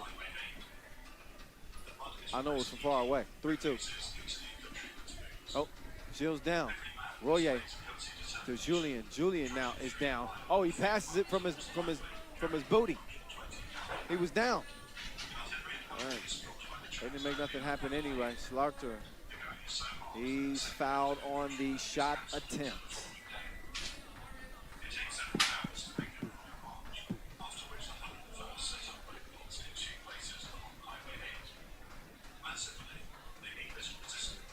And again, Arvin Sllarter, I think, is a really good addition to this Amsterdam team. Extends the floor for him. He's a capable shooter. I don't think the wind is helping him out here tonight. But the wind aside, this dude is a bucket. 3-3.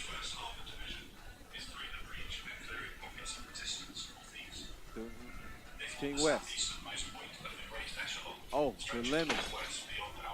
But he gets his shot refunded.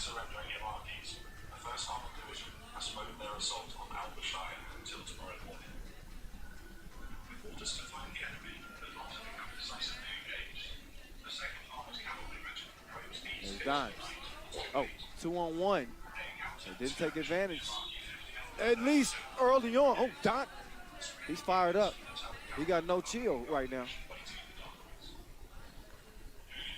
Oh. He thought he had an and one. Oh, precision pass. Gilles the thrilled. And then Julian Jarring is left open. He missed it. Dimes. To get it down low. There's Ju.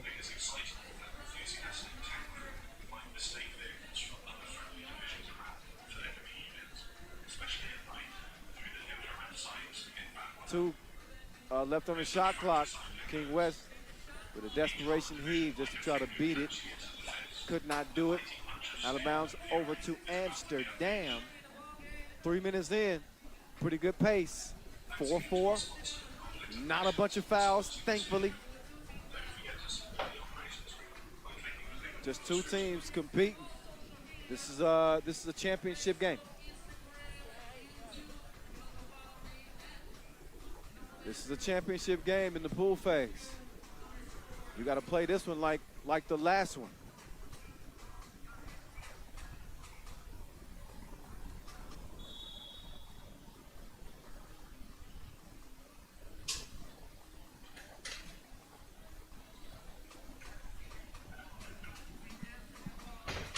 Okay, back to it we go.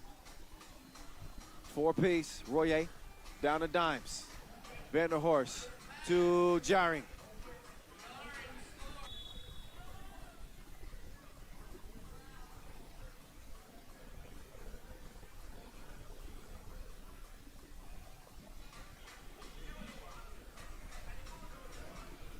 Amsterdam out by 1. There's Gilles.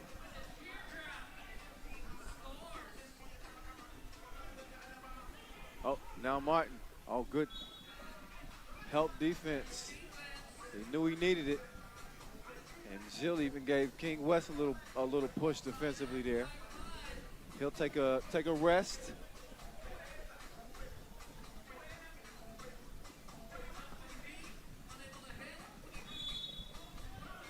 Foul on the long rebound. 5-5.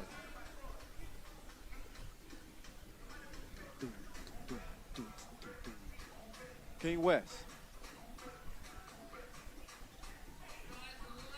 Oh, nice drive.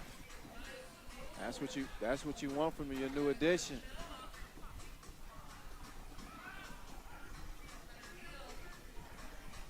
$9. 6 apiece. Good hustle for the rebound. Arvin over the Dimes. Yeah, they're playing keep away with it. That's some great passing there. Leads to an easy score, 7-6. Sometimes you got to let the ball do the work for you. Amsterdam did a great job of that on that previous possession. Kashami couldn't find the stroke that time. He does have a pretty nice beard, though. That has nothing to do with the game. Just an observation.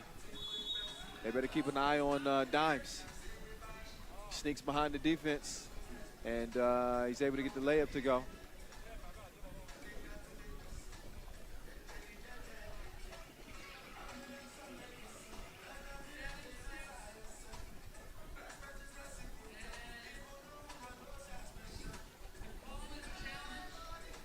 Oh, so we got a ball clearing challenge before we count that bucket. So you get a look at probably get a couple of looks at it. Yeah, that's right. Ref Vlad getting a closer look at it. And remember, to clear, for it to be a legitimate clear. Oh, they did not. That's why that bucket. Yeah, I don't think they cleared that. Got a little bit too anxious on the possession. Challenge is lost, so it's the right call. You got to get not only 1 foot beyond that two-point arc, but you got to lift the second to continue that possession. Smart play by Dimes. West had a step on him. He's able to swipe it from behind.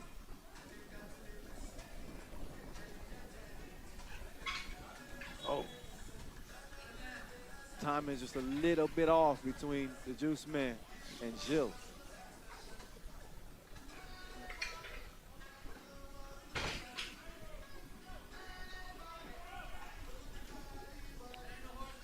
Here's Dimes working on the juice man. Get out of my way. Yep. Martin changing gears.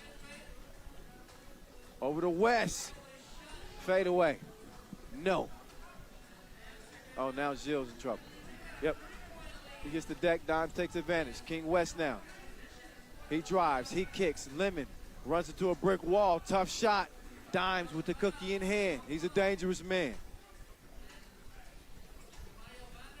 Oh, Gilles.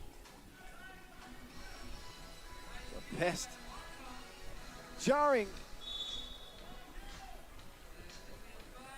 That was a miss. Foul afterwards.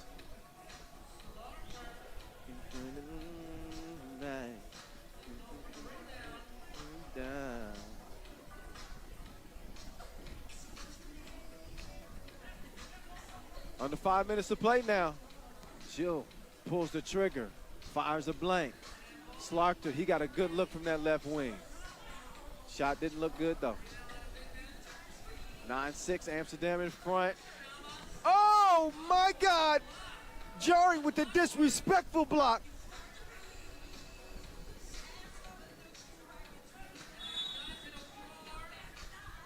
So that's where that, you see the payoff from that athleticism. That's as good as a dunk. He just dunked somebody else's shot into the backboard. Sticky note.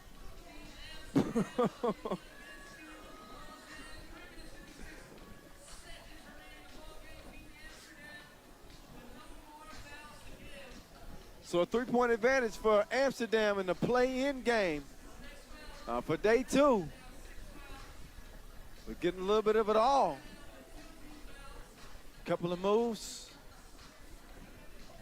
Several great defensive plays. Dimes is balling. Gilles got some pep in his step for Lausanne. Let's see King West show up here. West misses the shot.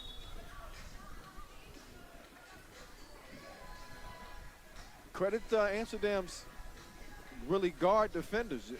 Dimes is a guard. Julian Jarring is really a guard, but they got enough size to at least keep King West at bay. I think that's making a difference for him in this game. And Dimes, he was upset because he felt like he should have finished and maybe had an and one.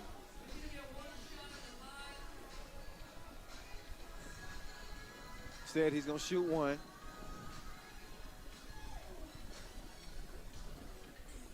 This is where Amsterdam wants to build that lead as much as they can, because defensively they got 6 fouls.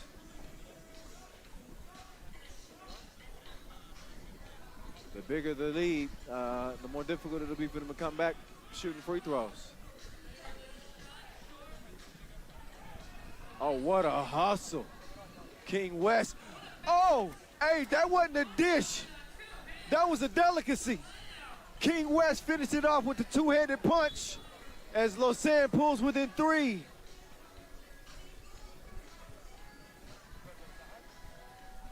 Gilles, I see you. That no look is worth a second look.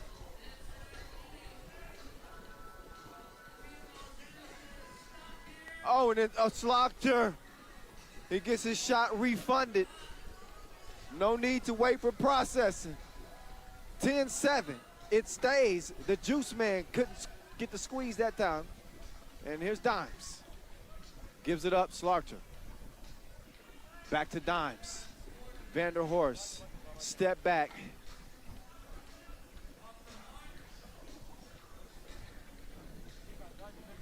Slaughter now. He ain't capping. He's splashing. 12-7. Oh, and a bad pass there. Lemon. Royer. Oh, he stepped on the baseline. Yeah, he stepped on the baseline. Lost his bearing there. But Amsterdam, not a cushy lead, I wouldn't say, but 5 points here with 2:26 to play. You know, this is a game they really, you know, you got no business losing this one. We'll see.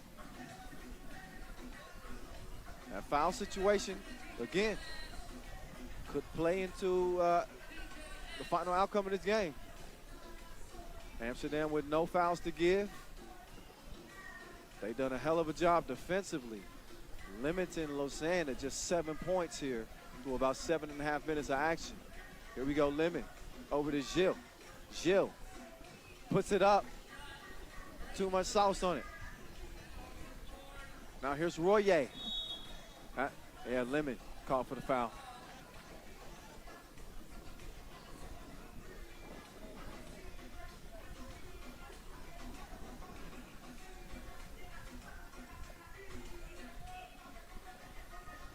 Vanderhorst patiently waits for Jarring to set up shop.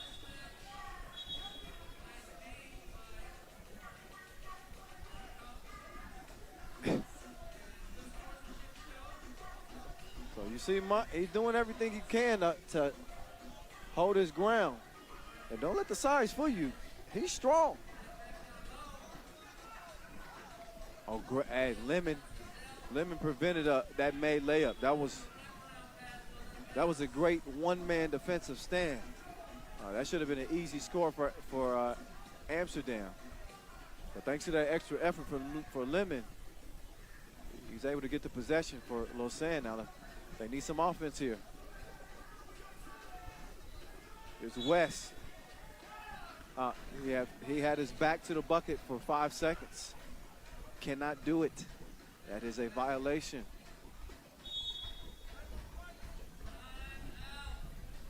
So, timeout with a $1:46 left in this one. Score is still at 12-7. Both teams now are up to 6 fouls.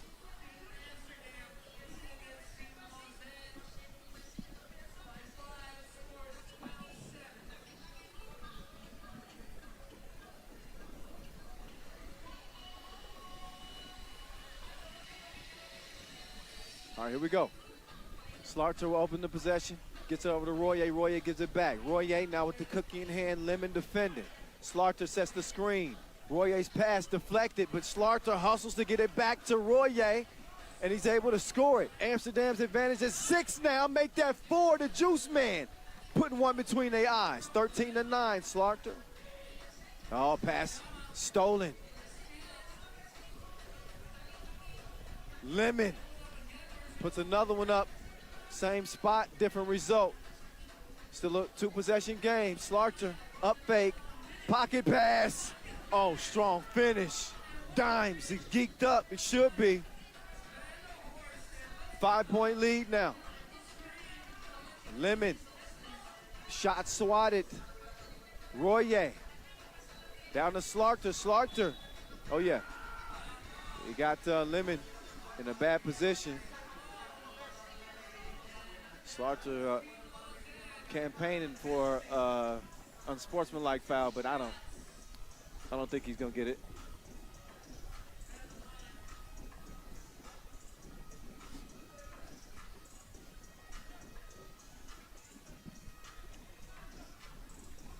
$51-6 left in this one. Lausanne's 7th foul will put Slarter on the line for 2. He misses 1. He gets a vote of confidence from Dimes. Dimes is like, look, man, we're in good shape here. We got a 5-point lead, but hey, let's not take this for granted. We still need these. Okay, they get 1. Gilles. Oh, he did him dirty. He did him dirty, like a porta potty. Did he throw it behind his back? Maybe not. I didn't see that right. Julio. He was betrayed. Hung on the front rim, missed it. Slarter. They got a 5-point advantage. No need to rush anything. Use as much shot clock as they can. Dimes, you can tell. That gas tanker's running low.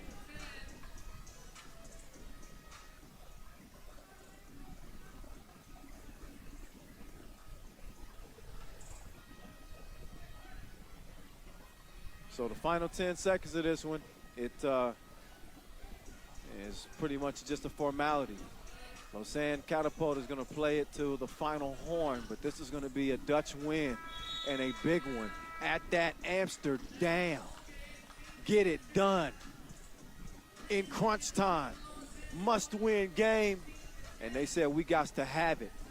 They went and took it. 15-10 is how it ends, and Amsterdam will survive and advance to play day 2 here at the World Tour Final.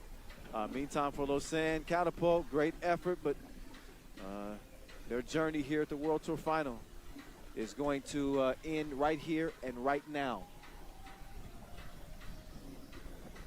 So the new addition, Arvind Slaughter, will get his 15 seconds of fame, and he gets he's the lucky guy to get the post-game interview with Julien Debub. Ju, over to you. Arvin, we saw you guys very, very disappointed after the Novi Sad game.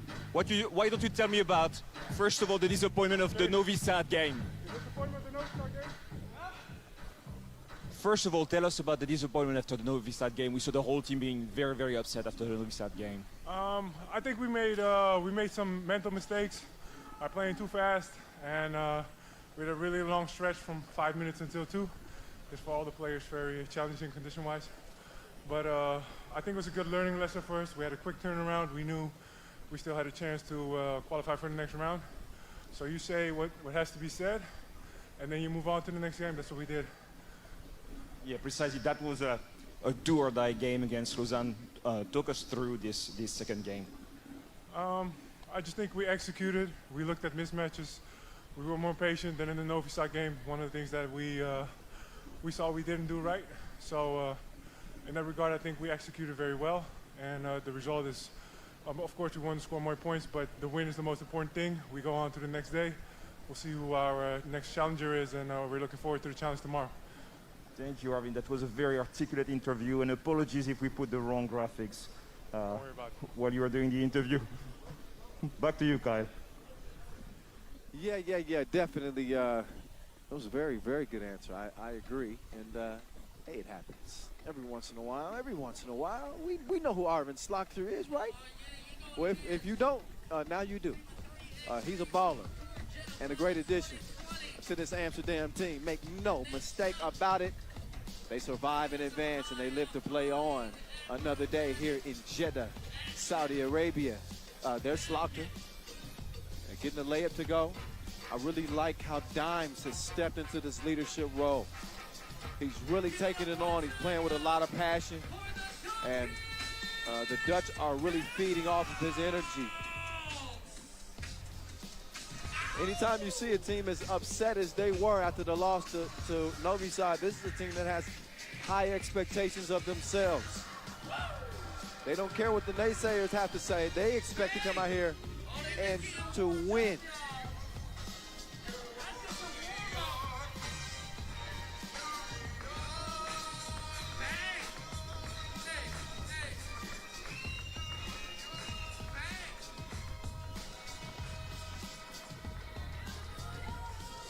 Here we go. We had some tasties in this one, didn't we? Man, there's one for you, Gilles, with the over the shoulder.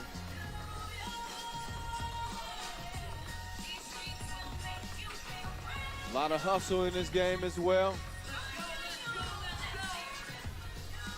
Juice Man giving us a squeeze right there. But as you can see, as that lead started to swell, got up to 5 points there in the final 30 seconds, and that was all she wrote.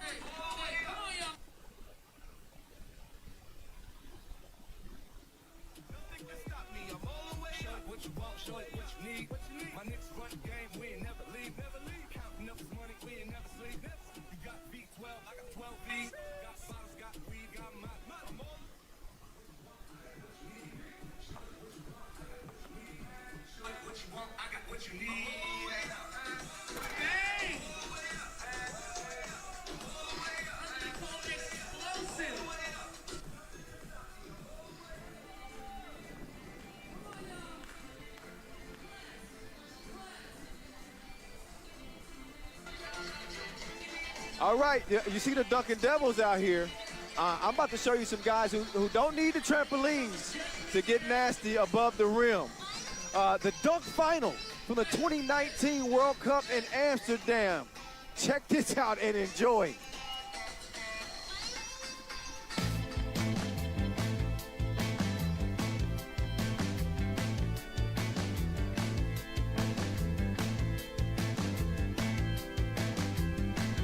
Pole, go, sticks. How do you make it look that easy? Dargais with the power slam and the creative finish. Grabowski, oh my God. He was higher than a coffee shop.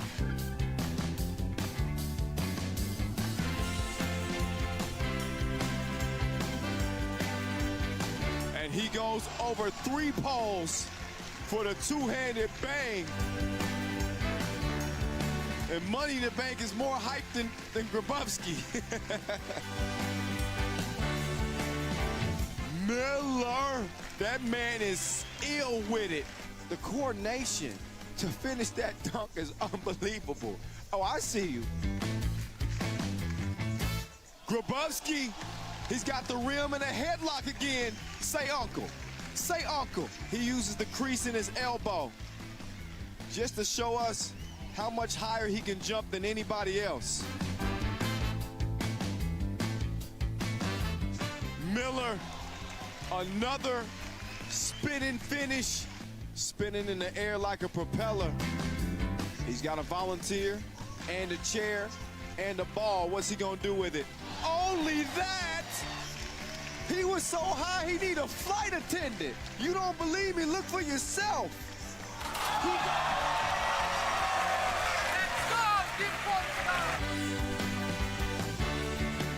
Oh, Patapchenko has taken off.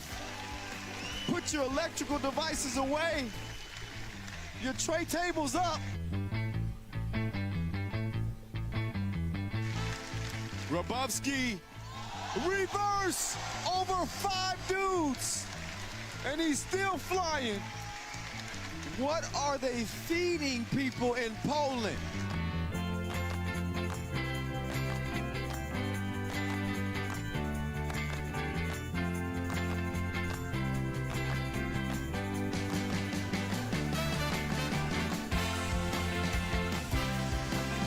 And Grabowski will have to settle for silver this time around.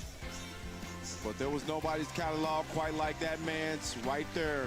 Ukraine's most powerful dunker, Vadim Miller, Patapchenko, gold.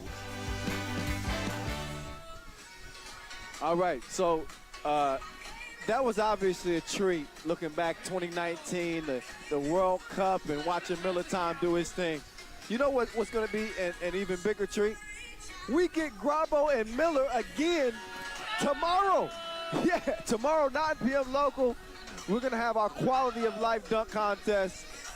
I'm not sure what the quality of life for our Skelda rims is going to be after that contest. Again, with Grabo from Poland, Miller from Ukraine, our local dunker, Musab Kadi, is going to come out and show us what he's got too. I think his nickname is MG, but I'm going to call him Kid Kadi because when he dunks, he looks like the man on the moon. He be floating. You feel me? So that's something to look forward to for tomorrow. We still got some unfinished business here today. 2 more games still remaining on the slate. We still got a quarterfinal bracket to be decided, don't we? Yeah, we do. Of course we do. Competitive action here day 1, as you would expect. Just saw that big win from Amsterdam to secure their spot into the quarterfinals. We now get ready to move into Group C play. We already know that Riga has gone 2-0. I believe we'll have that pool ready to show you here.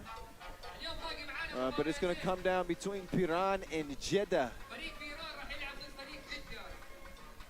Both of these teams coming up just short against Riga.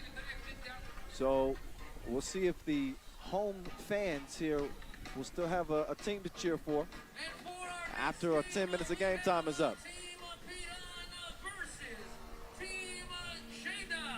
But as I mentioned, for Piran, the previous 4 editions, they've made it not only here to the World Tour final, but they have made it to day 2. Can Gaspar Ovnik, the teacher, lead them to yet another quarterfinal berth? It's the question at stake. He's joined by Anze Shrebo. Buko, stronger than absent. Adin Kadgic. Mr. Jordan's himself. And Taj Rotar playing in the place of Simon Finsgaard.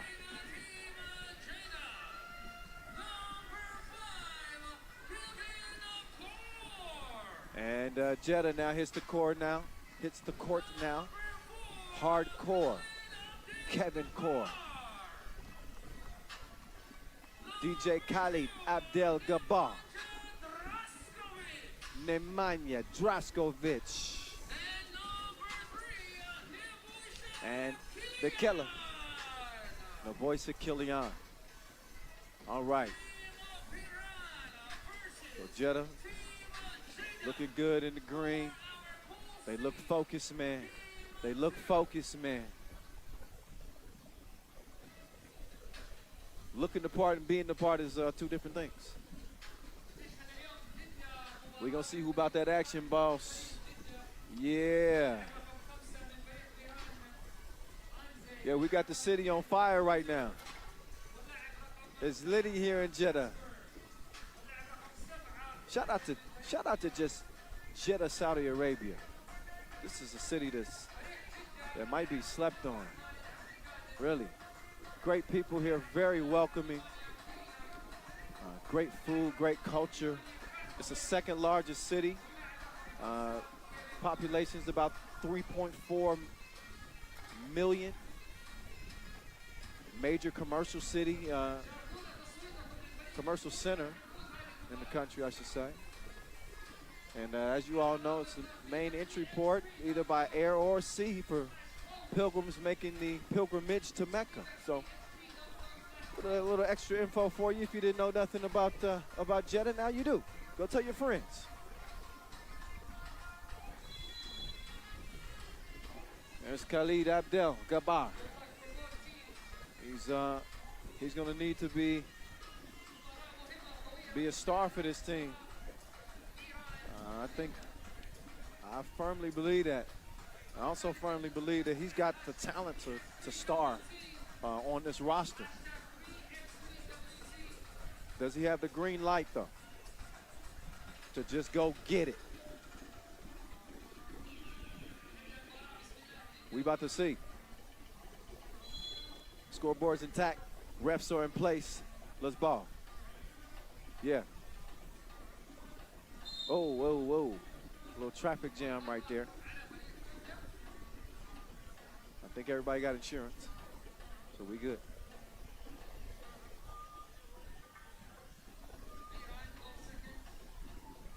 Trey Bolt trying to get position down there. It's not going to be an easy assignment. He and Hardcore going at it. There's Kilian holding his own defensively. Now Trey Bolt guarding Drasko. Drasko pull up.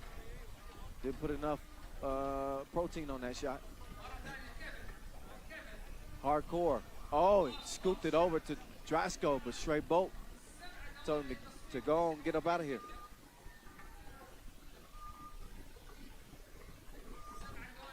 Get that weak stuff up out of here.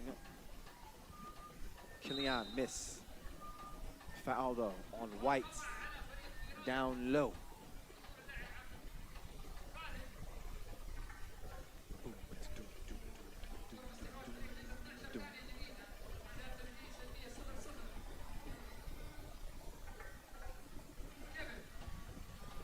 Oh, Hardcore. Trying to show some finesse, but he didn't put enough English on the layup attempt. So Rotar to Kavga. Down to Gappy. Kavga, tough shot. Late in the shot clock. Possession over to Jeda. Khalid Abdel-Gabar gets it down the core. Core bumping, banging, shooting, scoring.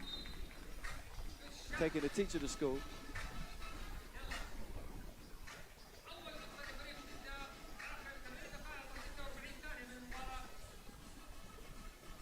Also, again, we really appreciate you guys and ask you to continue to put your questions into on our YouTube, Facebook chats. We're gonna pick the best ones, and at the end of the show, we will unveil them.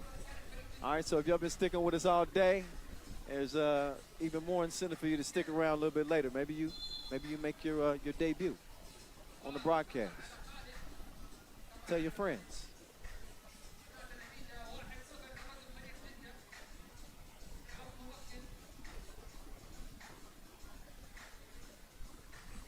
Bum, bum, ba, bum, ba, bum, ba, bum, bum, ba, bum.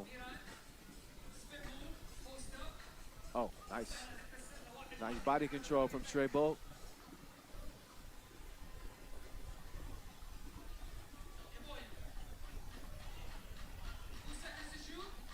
Oh, fade. Miss. Abdel-Gabar couldn't track that down now.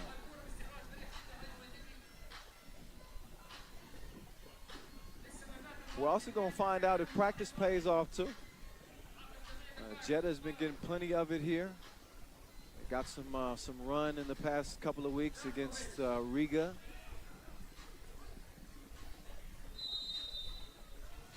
Also Ulaanbaatar. So they got a chance to do some practicing against each other. It's always good to go against somebody besides your teammates to kind of help you get ready. Peter has not had that luxury. So they come in at a disadvantage in that regard. But again, we'll see how it plays out. It's still early on, just over 2 minutes in, and Jeda with a 1-point advantage. Rotar, not enough rotation on the shot.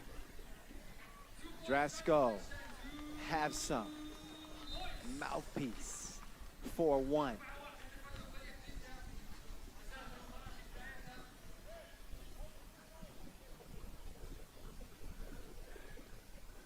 Kavka, he's trying to clear some space. Core, see, that's on me. That's on me.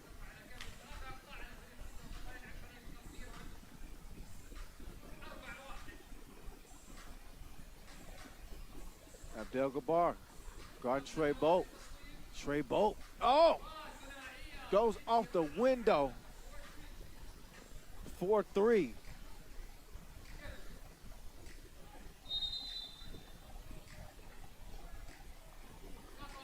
Oh, offensive foul call. Killian caught off the ball. So again, this is a play-in game. In case y'all didn't know, in case you're just joining us, Taj Rotar held up on the drive.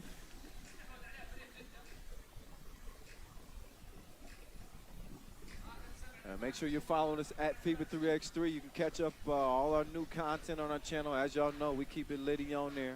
We always putting stuff up. Hardcore. Oh! He was trying to elevate. Couldn't get the two-handed dunk, and Abdel-Gabar couldn't get the score either. Trey Bolt.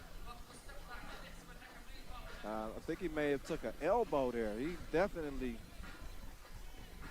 let us hear it. Oh, okay. Okay, hey, listen. I didn't take the shot, so maybe it hurt worse than what it looked. We definitely heard about it, though. We definitely heard about it.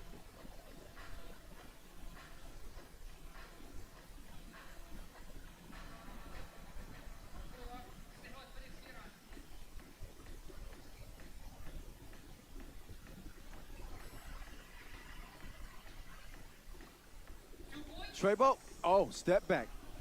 I guess that foul just kind of heated him up. So he gets the double shot. Peter out of front by 1, 5-4. 6.5 to play, hardcore. Killer swings it over to Drasko. Drasko, clear runway. He finishes with the easy layup, 5 apiece. Shrey Bolt to the teacher. The teacher said, let me show you something. Don't look right now. Next time. Killian, 2 up, too long. Foul underneath, that one called on Shrey Bolt. Shrey Bolt battling with Core, pointing the finger, saying it was him. It wasn't me. Ref Marcos does not agree.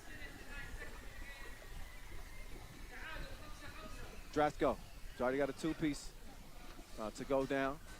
Hardcore, getting to the paint. That's some solid defense there from Kavika, but sometimes it's better offense.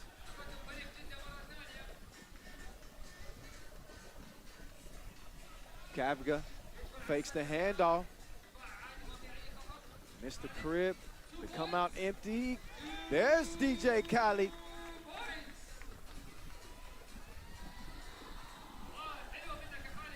(8-5) Jeda.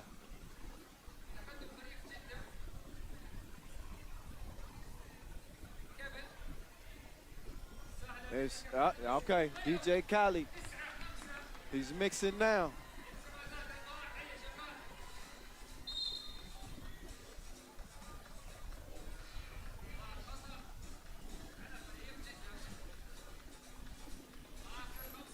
Take another look. That foul there. Shrey Bolt on the drive. Jeda. 4-point lead. They do have 5 fouls. Gappy. Cash. 9-7.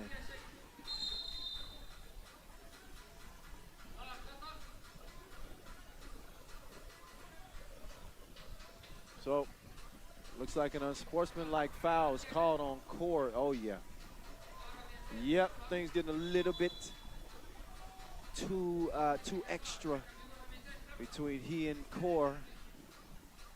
So that unsportsmanlike foul will get Shrey Bolt a couple of free throws.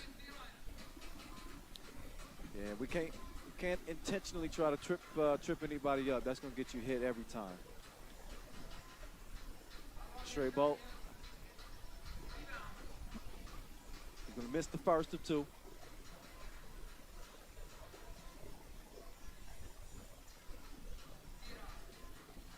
Second one's good though. What isn't good is Jeda's foul situation. They're in the penalty. Oh, uh-oh. He's starting to heat up now. Oh, nice. That was an old school up fake. My daddy still used that one on me.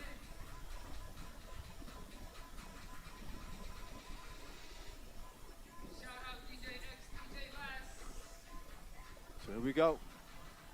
DJ Khalid hands it off. Khalid. Oh, nice set up. Drasko. Yeah, shooting 1. Took a shot side of the dome piece.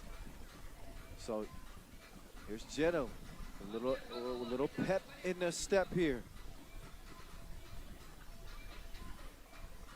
Especially from Khalid Abdel-Gabbar.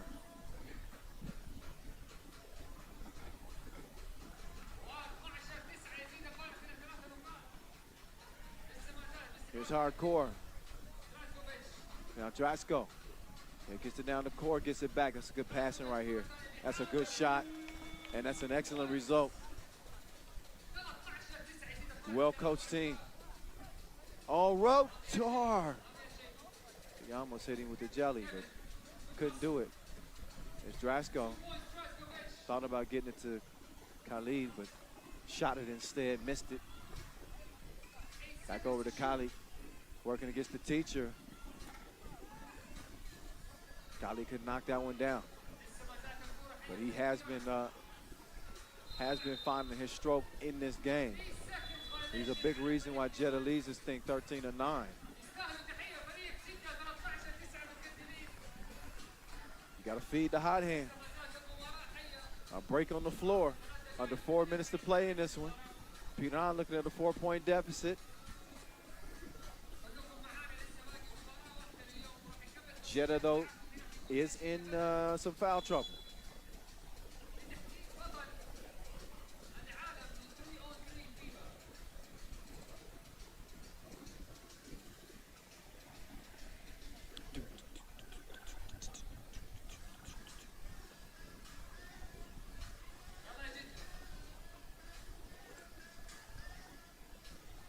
Oh, Killian lost the handle, almost crossed himself.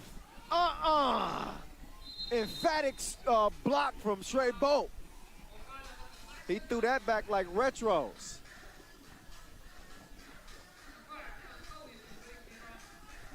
The denial. Trey Bolt now. Waiting for Kavga to come free. It's like taking candy from a baby. Easy. 3-point game. Core attacking the rack. Extends the lead back out to 4. Kavga all alone. Missed it. Killian over. Oh.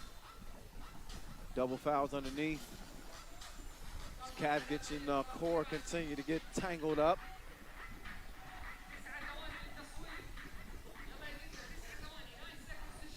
So Jeda will get, both teams get a foul added. No free throws, despite being in the penalty. But Jeda, the closer they move to 10 fouls, things change. I think Will Tar is down.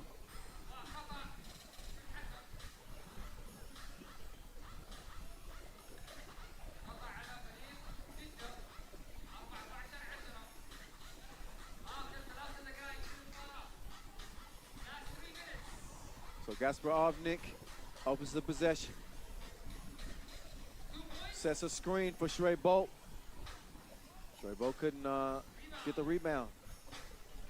DJ Khaled, killer.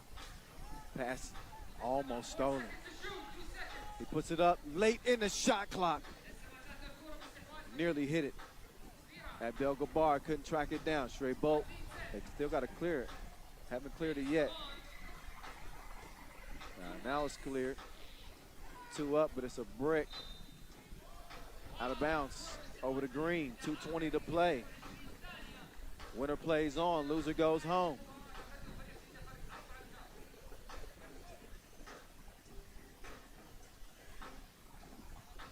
Drasko.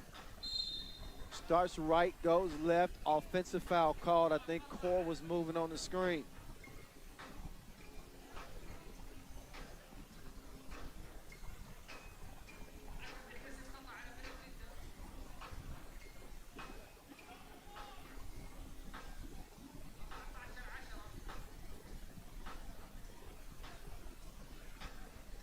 Piran trying to clear some space for Trey Bolt. Rattles out. Hardcore. Drasko froze Kavga with the up fake. Oh. Ski skirt. Broke him out something proper. 15-10 game. And Trey Bolt. His step back. Create some space, but then they turn the 3x3 court into a rugby field yet again.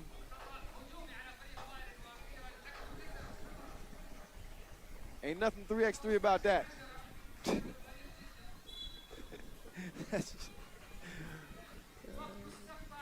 That's 2 dudes going at it. But clearly, they got a little something going on.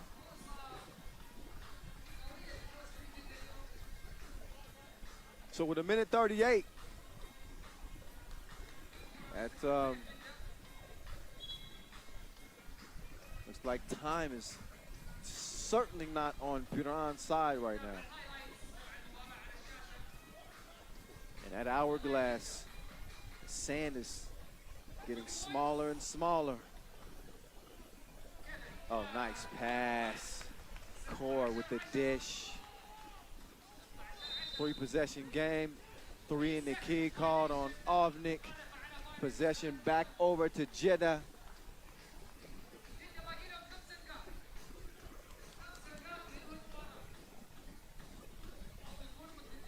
It's our final game in Pool C.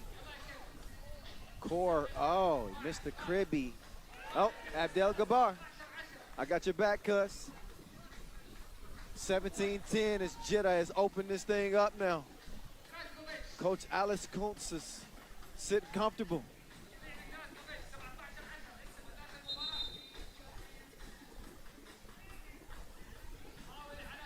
Core accepts the foul call.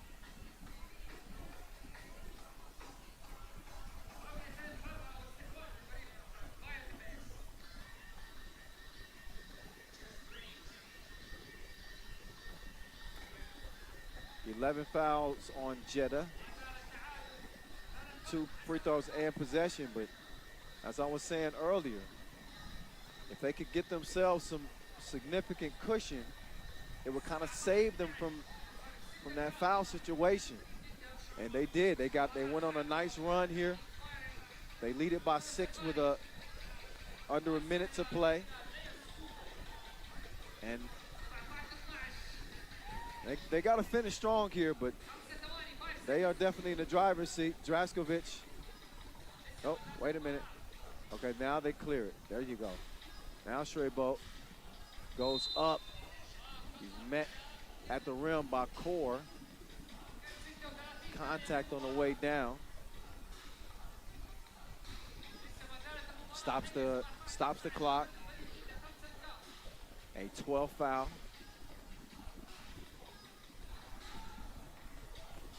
Two free throws in possession. So right when Jeda may have gotten a little bit too comfortable. Shrebo makes this free throw. It's a 3-point game. So here we go. Here we go. So Jeda call a timeout and say, all right, let's regroup. This is when you got to get everybody's head in the game. Realize what's at stake here. Piran not in near the foul trouble that Jeda is in, but one more defensive foul on them, and Jeda will be shooting 2 free throws. First to 21 wins, but I don't know if this was gonna go the limit. I mean, I don't think anybody's gonna score 21. Right. This is probably gonna go the duration of the 10 minutes.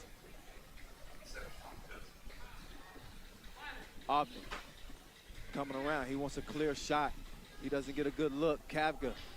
Instead, he gets to the rack. Says, take that with you, Kevin Core. 2-point game. 17-15 is where it stands.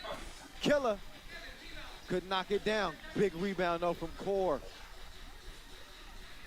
So Piran, no need to foul. They just want to play solid defense here. There's Gappy. He wanted to travel. Killian, a bump on the 2-point attempt.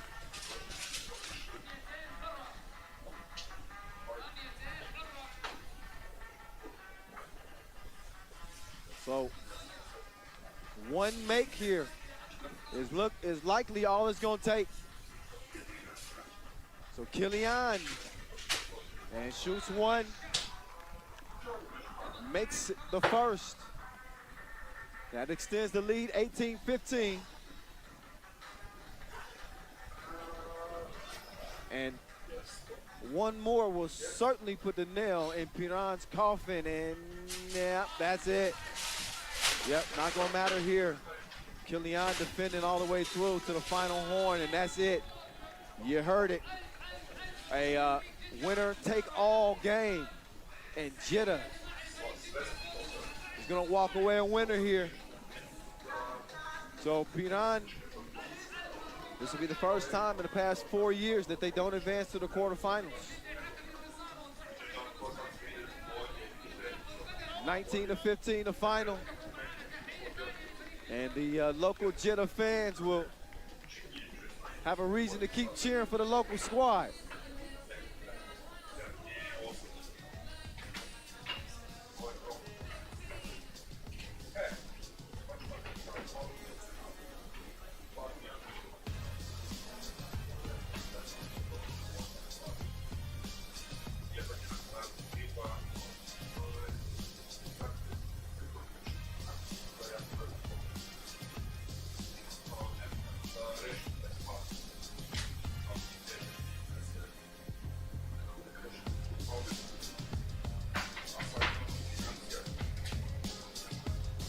One last look at the highlights before we get set up for our final game of the day. It'll be a Lithuanian clash. So we'll give them their just due when it's that time. Right now, though, we gotta show Jeda some love here. They really put together a good game, had a good game plan. I mentioned that they have had a little bit of additional practice time. Maybe that did help give them the edge here down the stretch. We saw them pull away late, turn into a 7-point game. This was a 17-10 game. Had it not been for them being in the double penalty, this game might have been over sooner. But Pinan was able to take advantage at the free throw stripe, got themselves back in the game, and had an opportunity to do something, but they end up coming short. So I mentioned our final game of the day will feature Shake Gubale and Utena Uni Club, the two Lithuanian dark horse teams. It won't be the first time that we've seen them hoop it up here in 2020. Here's what happened the first time we saw them link up.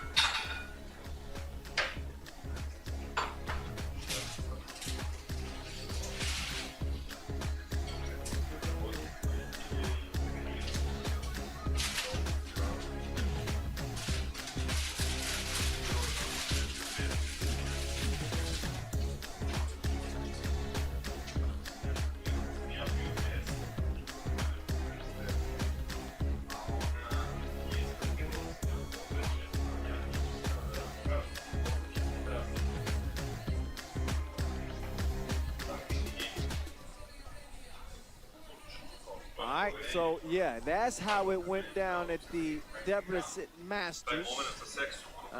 Utena Uni Club and Shake Gubale. Utena Uni Club getting the job done over Shake. Gave him that bitter beer taste as we get a look at Pool D and how things stand. If Shake is able to get a win here, we would then have a three-way tie. And then we'd have to bring out the calculator and determine who's going to be advancing out of the group by way of total points scored. But if Utena Uni Club stay the course and get a dub, and New York Harlem will be going in to play day 2. So it's all on the line here. Final game, day 1. Big stakes on the line here. And we're going to see which Lithuanian squad steps up and takes it. So not only bragging rights on the line, day 2, day 2's livelihood, I guess you could say, is on the line. And these guys are competing for spots on the national team as well. So you better believe the people that matter back in Lithuania are watching this closely as they want to select the 4 best players to represent their country for the Olympic qualifying tournament coming up here in 2021. And we will see. We will see. So representing Utena Uni Club, Gintautas Matulis, Vitautas Šulskis, Zigimantas Kuchas, Ignis Vairkus, Shake Gubale, they look like this. Aurelius Pukalis, Paulis Belaviciu, Sharunas Vingalis, and Gabrielas Chelka. Once they take the court as well. But there's Utena Uni Club raring to go.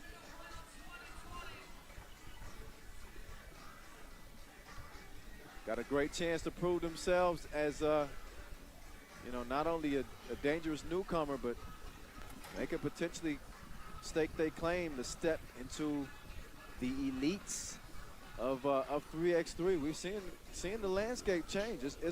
It's as wide open as it's been.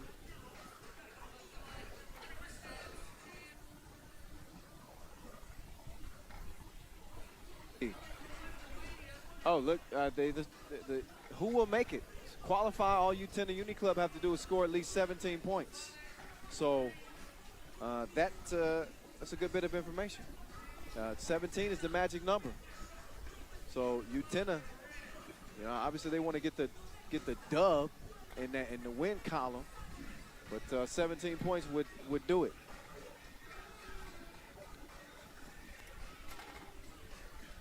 They shoot it well. Oh my goodness. Y'all have no idea. The wind is just killing me right now.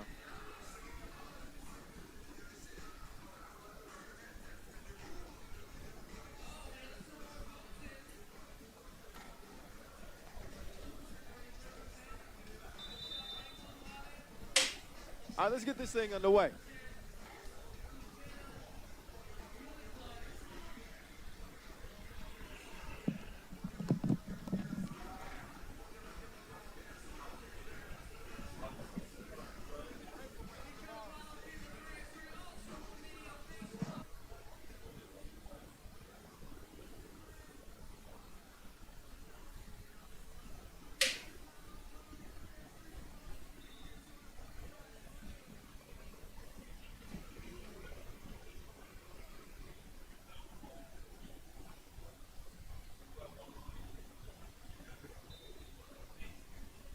All right, here we go. Here we go.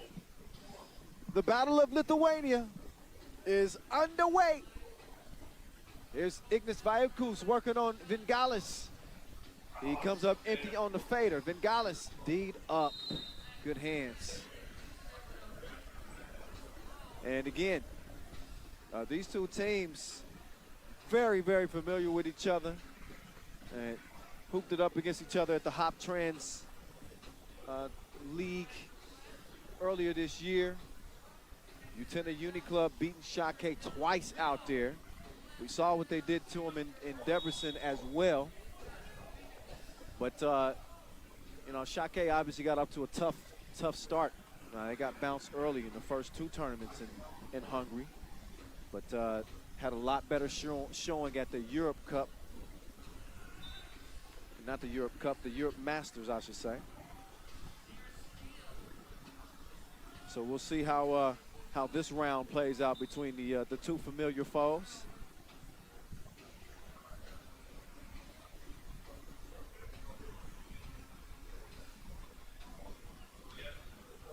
Again, the magic number for Utena Uni Club is 17. And they could be ruining their compatriots' day yet again. Oh, man. Oh. Pukalis. Oh, so maybe it's not so friendly after all. Pukalis and Skuchis getting a real friendly, let's just say. Pukalis, he just tossed him aside like a piece of paper. Oh, Skuchis could make it count at the stripe. But Utena still holding on to an early lead here, 2-0.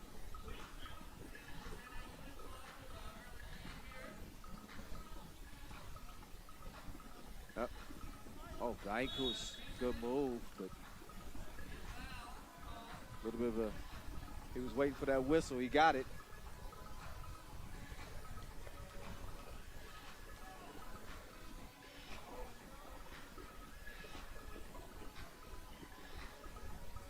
Vajakus already among the league leaders in player value.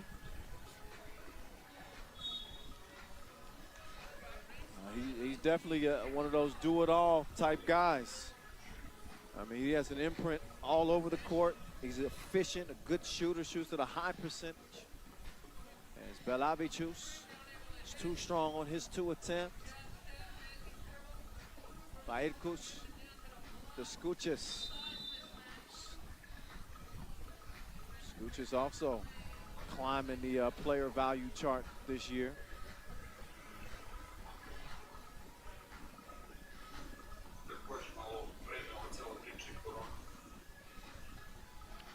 Pukalis cross court, Vingalis cut off.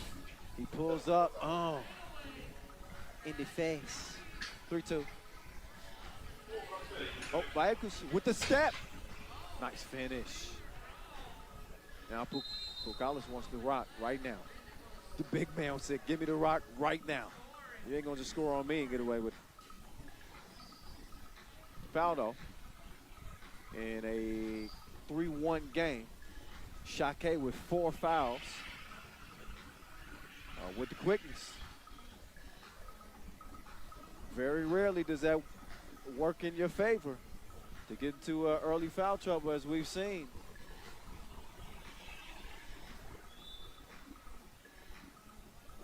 Something that I've noticed, there ain't no love lost between these two.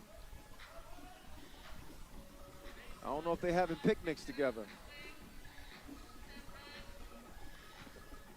Jelka, bad miss, well off.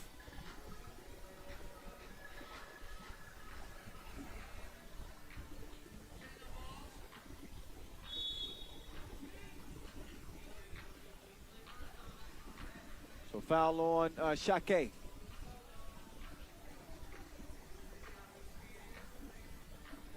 Final act of day 1 here. The Lithuanian rivalry is Pukalis got to a spot. He elevates. Jelka holding his own. Oh, lost the hold on the rock momentarily. As Belavichus. No. Oh, nice spin. Foul on the layup attempt.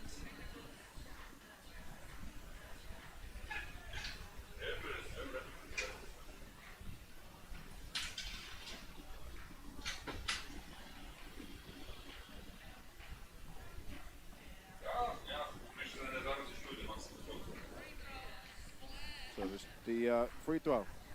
It's good in the hood, G. Matulis. Oh. Oh, Scooches.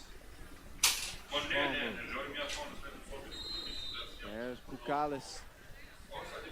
Getting tied up there with Shulskis.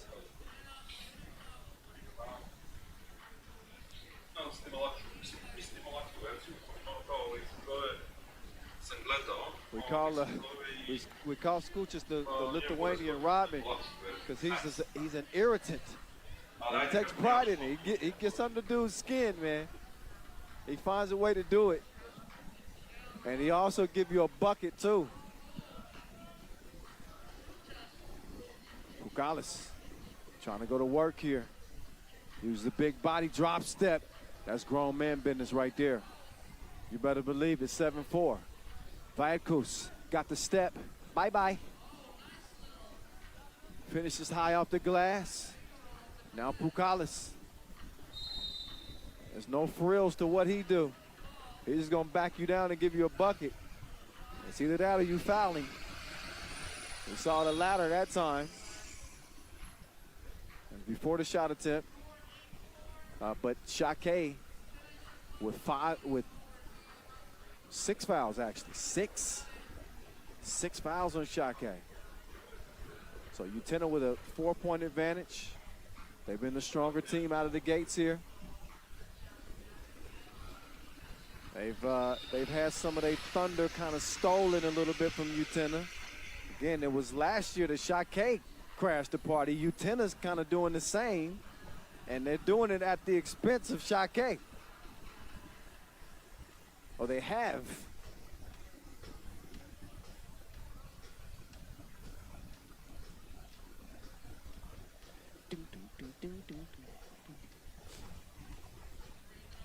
And Pukalis, free throw, good.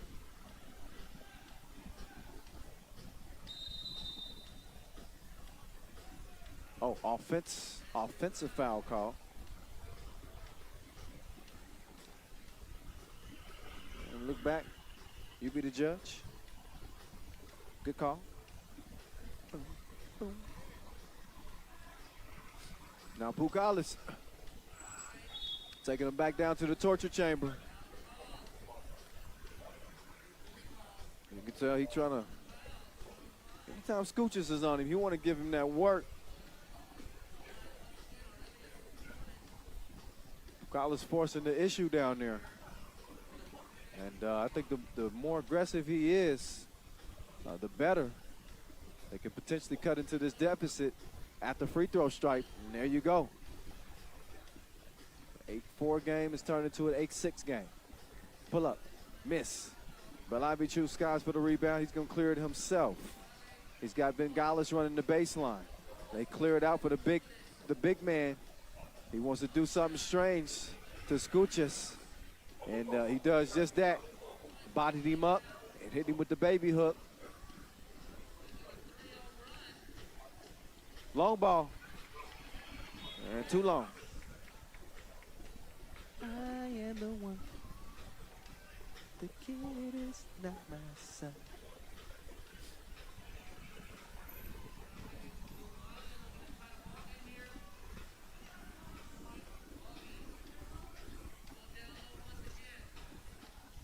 That time, Pukalis couldn't get it to go.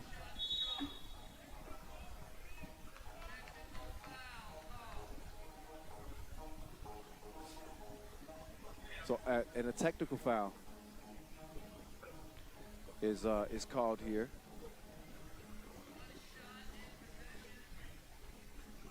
So Vairkus will do the honors, and he knocks it down. Possession over to Utena as well. Remember, the magic number 17 to get in.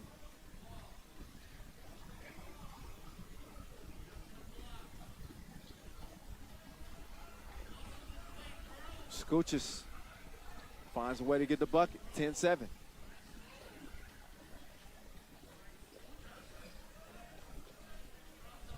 Up fake. Belavichus. Bengalis late in the shot clock. Just missed it. Oh, he lost the handle on it. I thought he was just trying to be fancy. Fouls his own miss. We stay a 4-point difference, 11-7. At the midway point now, Vin Gaulish had that. 11-8.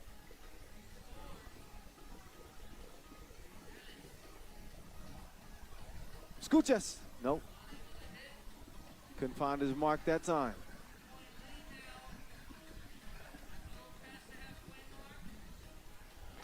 Long ball, too strong.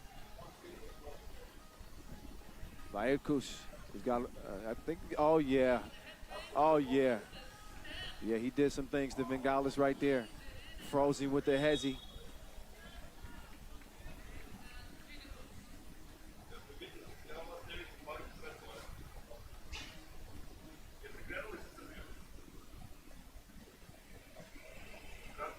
Each team with 7 fouls too. So 2 free throws here.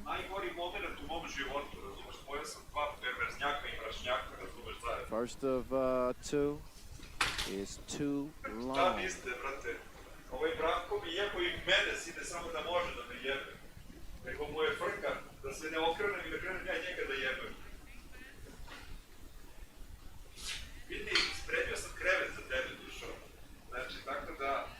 Oh, Belavichus. He had a look. Couldn't make it count. But Shot K is continuing to try to fight back in this thing. It's a 5-point lead right now, though.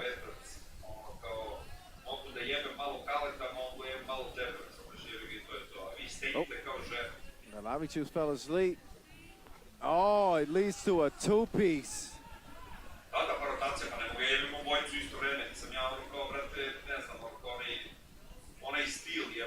So after the Shoskis 2-piece, it is a 7-point game. Magic number for Utena is 17.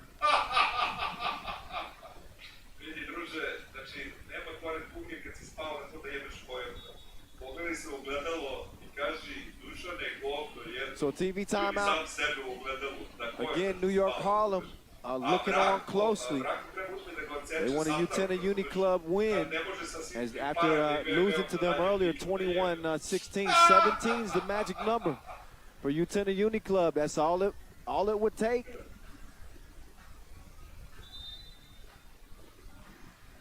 They'd rather just win it outright.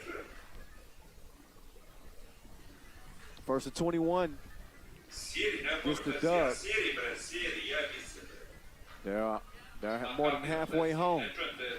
Oh, good move. I thought Belavić was going to finish that. He did not do it, though. Jatkus kicks it out. Skučas bricked it to the right. And out of bounds off red. It'll go back over to Shake. Again, your 2019 Montreal Masters winners.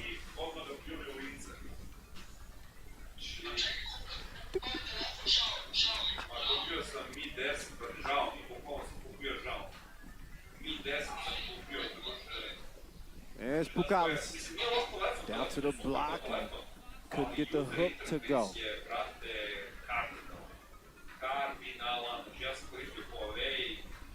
Šuskis. Oh, gave him a bump. So I ain't never scared. And Pukalis giving the bucket there. Did a good job establishing position. Šuskis, oh, yes, sir, tasty. Two-piece, no biscuit. And then Skučas and Pukalis mixing it up again. 18-9 it stands. Remember the magic number? That was all she wrote right there. I mean, it is Utena. Most certainly heading into the quarterfinals as their magic number was 17. That's all it was going to take. They in there. 3 more points will secure New York Harlem spot as well.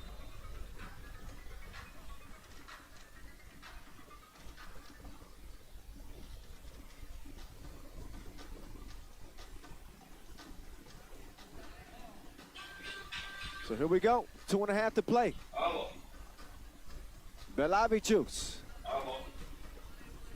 fires a blank that time.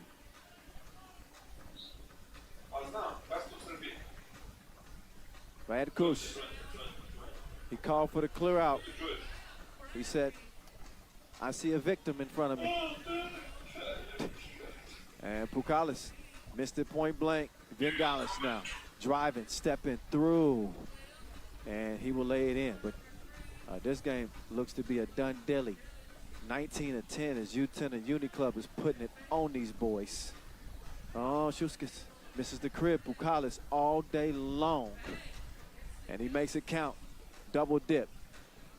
But a 7-point game still. This thing. Okay, off red. Jatkus couldn't maintain the dribble. Dribbled it off of his foot. Don't forget, stick around because I will be answering the top 5 questions that you guys posed in our live feed, whether it be YouTube or Facebook, at the end of the day here, which will be coming up here in about a minute 40 seconds. Boom, boom, boom.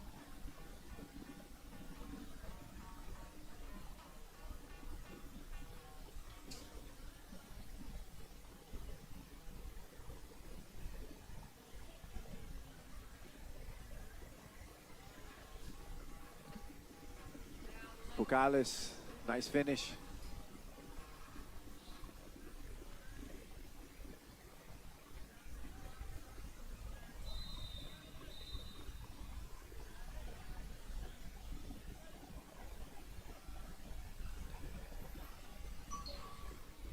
So Utena, with a minute 20 to go, they just look to salt this lead away. Obviously, they don't want to commit any fouls they don't have to. 5-point game. Cannot let your foot completely off the gas. Nice behind the back, but I think better defense from Belavić. Gangster slap.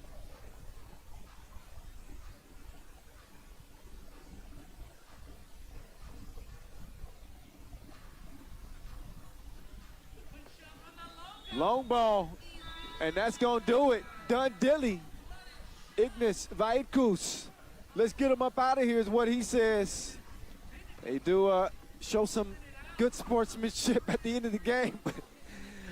Just watching these two teams, I can see they ain't buddy-buddy.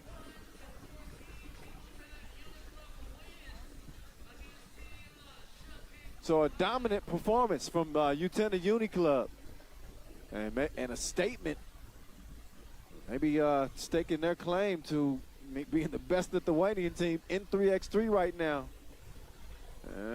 I'm not saying it. I'm just saying what the results prove. Meantime, Vašeg is standing by with Julian above, who's down courtside right now. Ignas, today.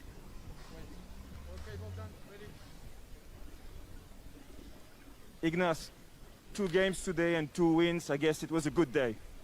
Yeah, of course, it's a good day, yeah. First game is always like a lot of nervous, a lot of, you know, just coming from you know, from your country, long trip and everything. So we managed to win the first. So the second was, I think, easier for us physically, and then, you know, and I can say our game is improving every game. Yeah, for sure. This team, Shakie, they've been representing Lithuania, the Lithuanian national team, last year. Now, you know that Lithuania will play at the Olympic qualifying tournament in May with a chance to play at the Olympics this summer. How important is it for you to score points here and be a team that represented the national team until now? Of course, it's really important. We have that in mind, and our coach and our 5-on-5 team also considering all that things, and, you know, postponing games that we can go here and, you know, participate. And we, you know, we really like practice and prepare for every tournament. So of course we have in mind that Olympic coming, and it's really important for us. Okay, congratulations again, Ignas. See you Thank tomorrow.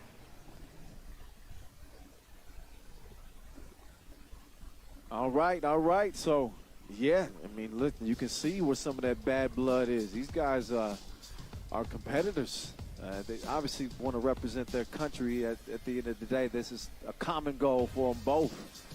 But yeah, from an individual standpoint, they want to be the best.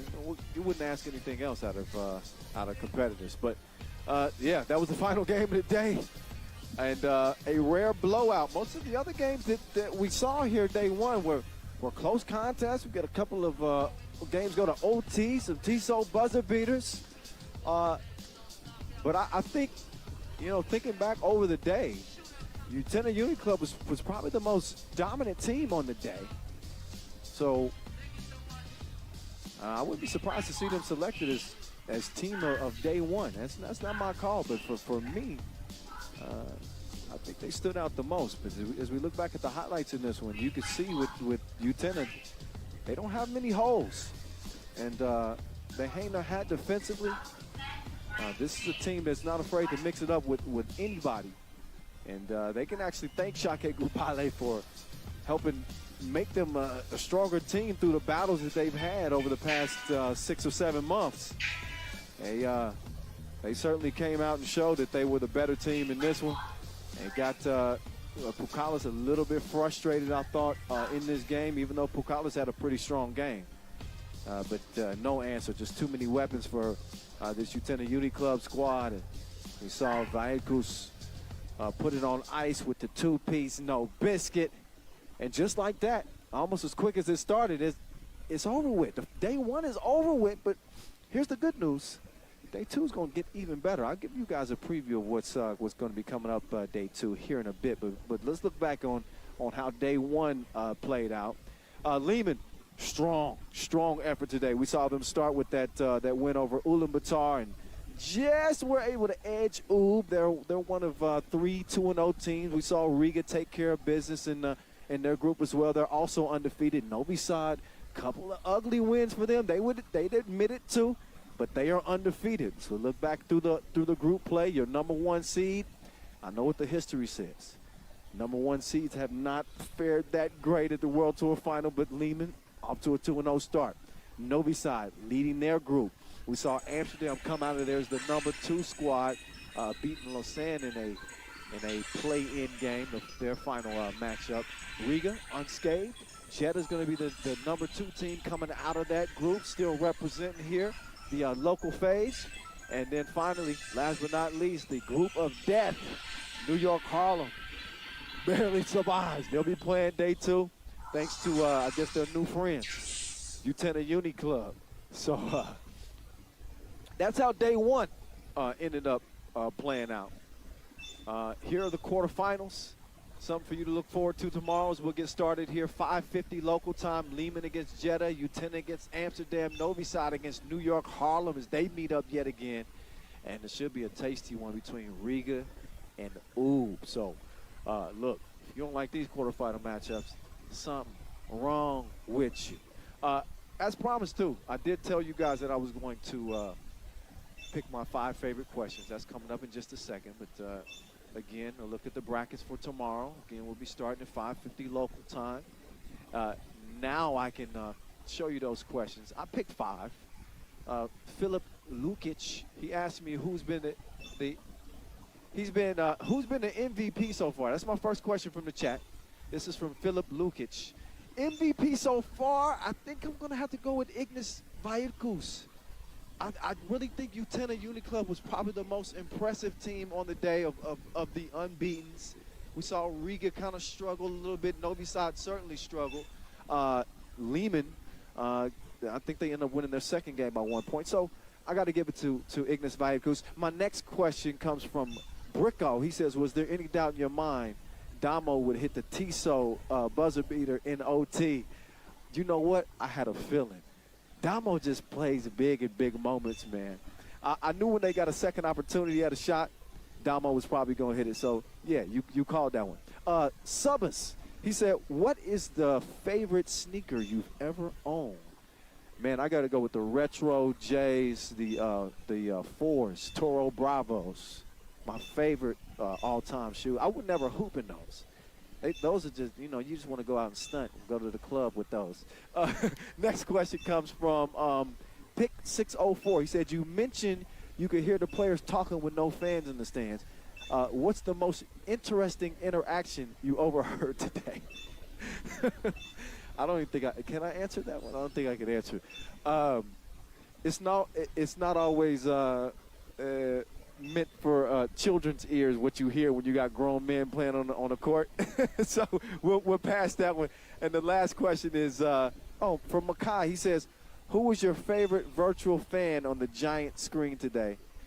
Don't say the FIBA president to get a raise. That is funny, but hey, ironically, Makai M. I wonder who that could be. Yeah, I'm going to go with Hamane Niang. Maybe it does give me a raise. All right, coming up day 2. Here's what we got to look forward to. Of course, we got the quarterfinals, semis. We're going to have a crazy dunk contest, and we'll be crowning a champion here in 2020. And what a year it has been. But we're going to hand out that $60,000 bag coming up tomorrow. So, again, we'll be starting at 5:50 local time. What a day for day 1. We appreciate you guys for watching. We will see you tomorrow. Keep the questions coming. I enjoyed them, especially Makai M's.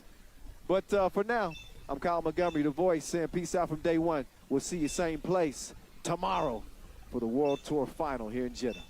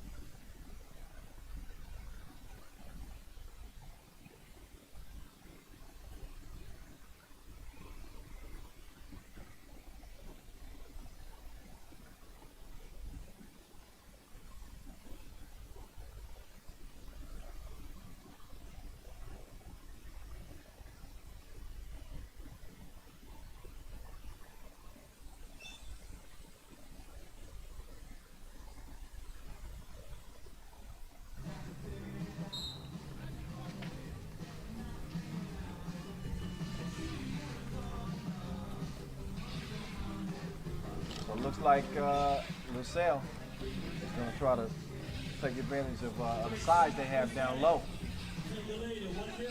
Get it cleared. Right back down low. Ooh. One-handed finish on the tippy toes. Enjoy. Oh. Quick answer. Now the big man trying the mid-range J couldn't get that one to go down. Moves on. He'll flip it. It's a long 2 attempt.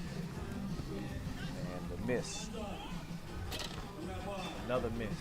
Stays 2-1.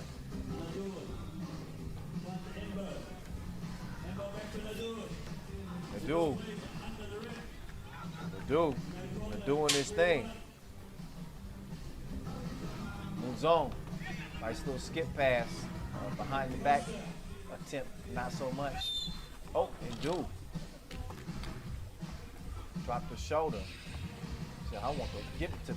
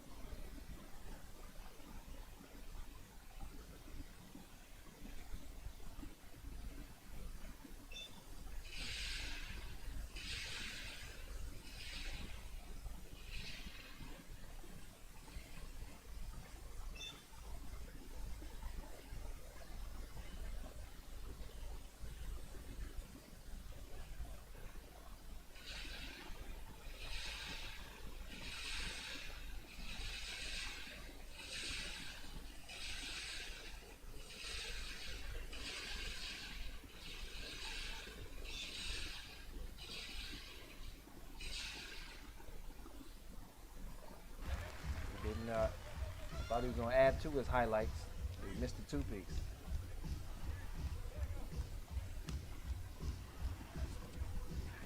Oh, nice setup.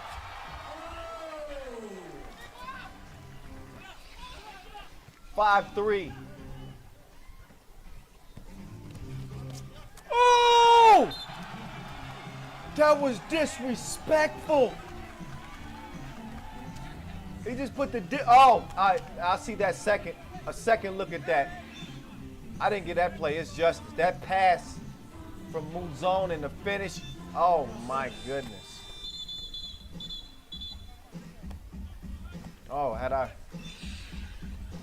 seen that angle, I would have lost it there. That was ill.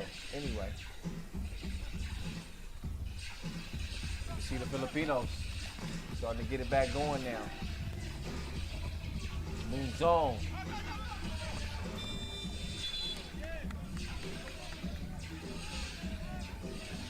He wanted a foul, not happening.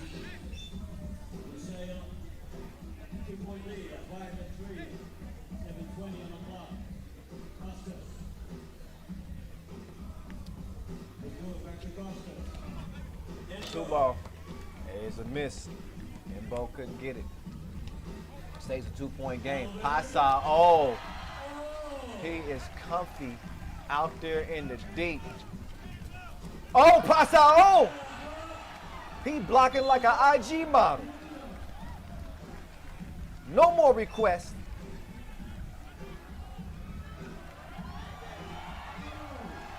Look at Pasa, oh, protecting the rim like it's his own. 5-5. So a couple of big blocks from him. Pasao playing hero early on for Manila, Chooks TM.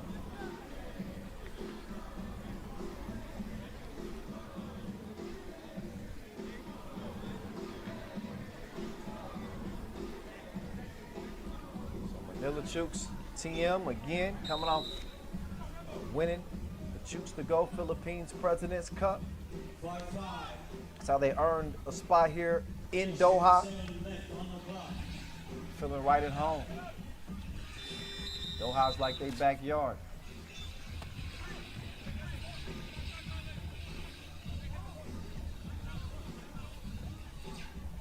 Oh, man.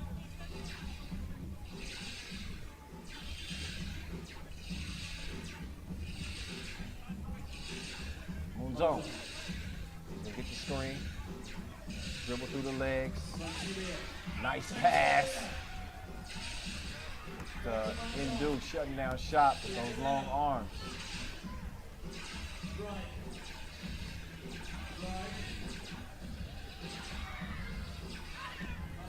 Moves on, off balance, no.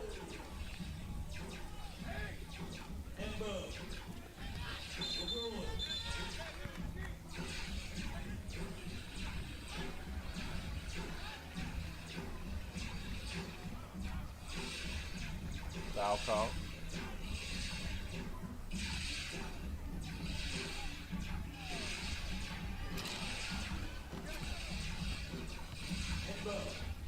Five apiece. Indu. Fading away.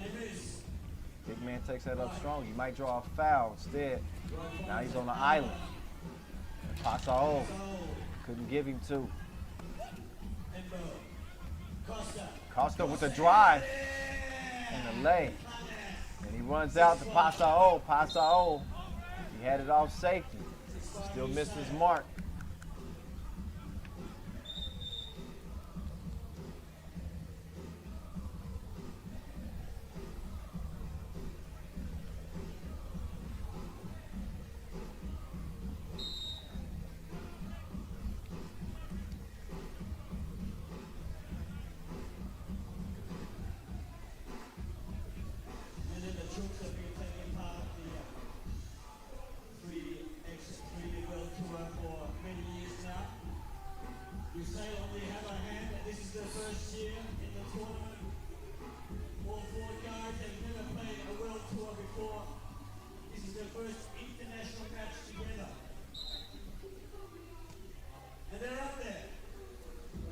All right, you got the local favorites, Lucille, and the local favorites, Manila Chooks, TM, Joshua Moon Zone, trying to get back in his zone, 7-6.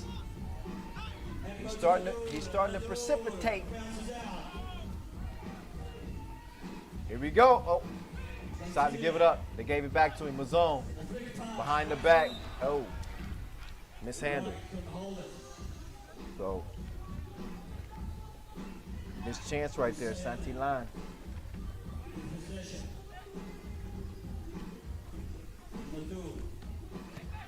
Oh, they do.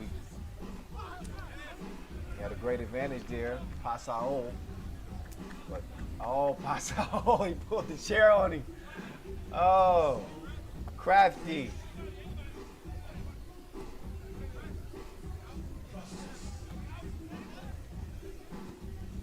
I think was Pasao hit with a tech.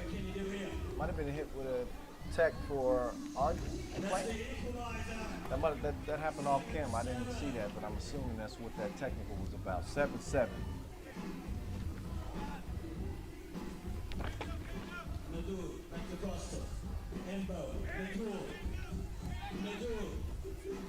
Dude, trying to clear some space. He does it in bowl. Oh, they were defending in the restricted area. Something you cannot do. After a made bucket, they get a warning. Next one's technical. But in the meantime, Lucille is in front 8-7.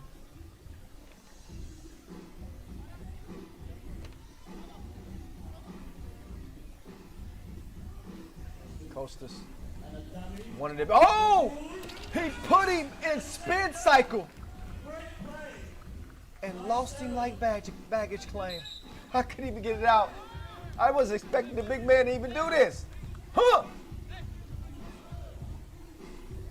He twisted him up like a braid.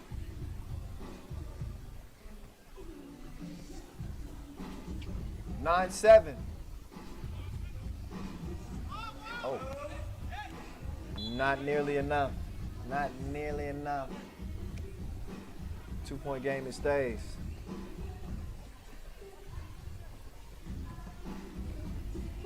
Here's new zone. He's saying clear it out. Oh, has he? Oh, missed it. He dunked one like that last year. Oh, nice drive. So inbound. Make it a 10-7 game. LaSalle in front. Here's moves on. This might be that time. They need him to take over. One-legged fade away. He's in his bag like a camper. 1-point lead for LaSalle. You know who they looking to get that rock back to? Yes, sir. Joshua moves on. Are you kidding me? I was about to say. Costas.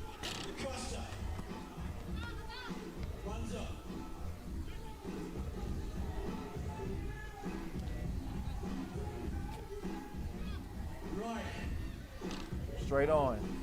Santillan couldn't get it to go down. Now Santillan gonna have to D up here. Hey, double dared. Zone said, I don't believe you. And then Bow didn't make him a believer.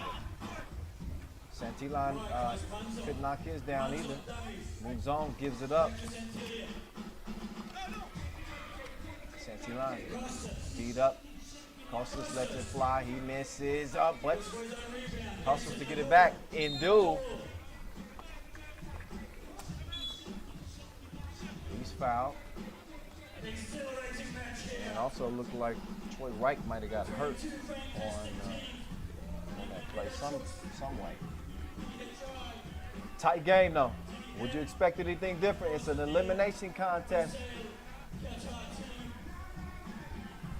Both of these teams with an outside chance to get to the World Tour final, but you got to get through day one. So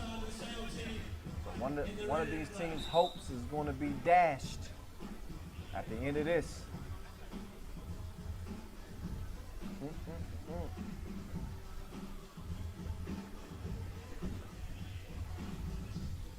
1, 2, 3, 4.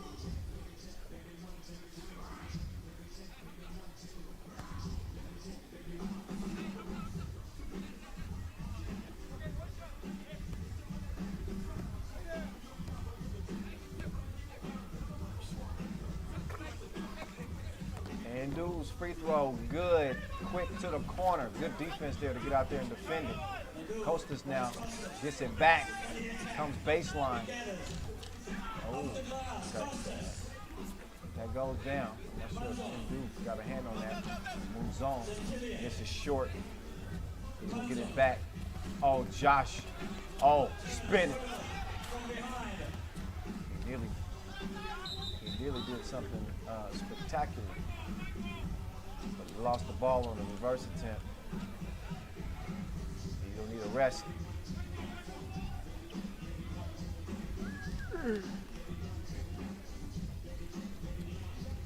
Good idea on the pass. Didn't execute it that great. 4-point game. Right to the corner. Pasao, after the miss, couldn't get control of it. Just over 2 minutes to play. And LaSalle is in front, still by 4. 2-possession game. Top scorer, Joshua moves on, is on the bench for Manila. Chooks TM. Oh, nice move. Oh, way to stick with it though. Good activity around the glass. Get a second opportunity here. If Costas can hit it, that'd be a big payoff, but he did not. Instead, it's 13-9. Muzone is back in the game, and he's pulling the trigger. Follow the miss. Bodied up. Light work. Light work. 13-10 now. 1:42 left on the clock. An exciting finish to this match.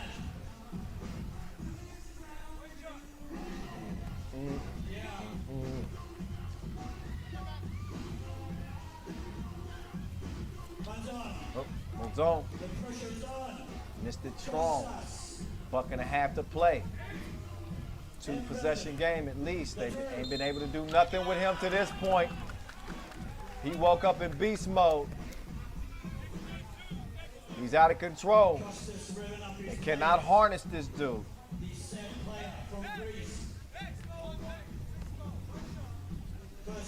So Suli Indu, 32 years old, stands 208.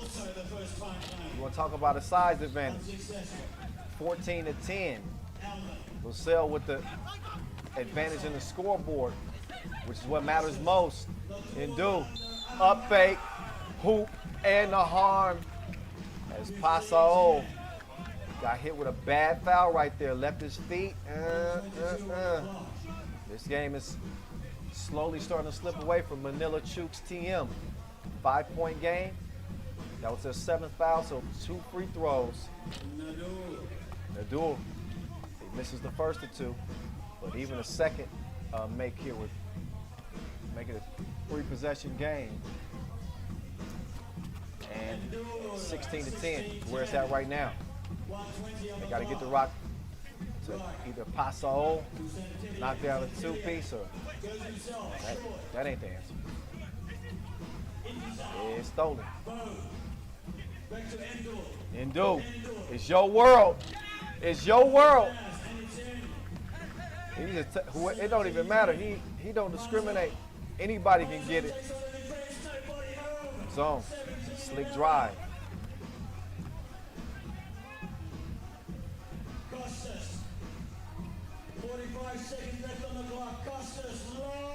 Costas. So miss it deep. Oh. Zone misses. He's gonna get another opportunity. No. 30 seconds left in this one. Embo's slowing things down. Costas telling him, you're doing the right thing. Take it easy, man. Embo! So a bad shot, but no worries for Lucille. They're going to be sailing into the quarterfinals as the number 2 team out of the group.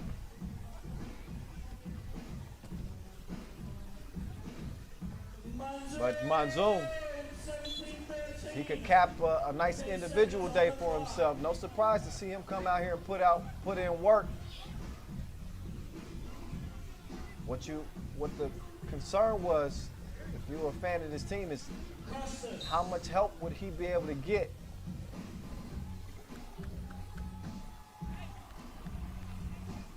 Stick around, we've got Jeda and Yoyogi Bayon XA coming up next. As the countdown is on, 5.7 seconds left. Lucille leading it by 4 points, 17-13. So with just 6 ticks left, it's going to be a short trip, or short visit, I should say, for Manila Chooks to go. Costas. Yeah! 18-13.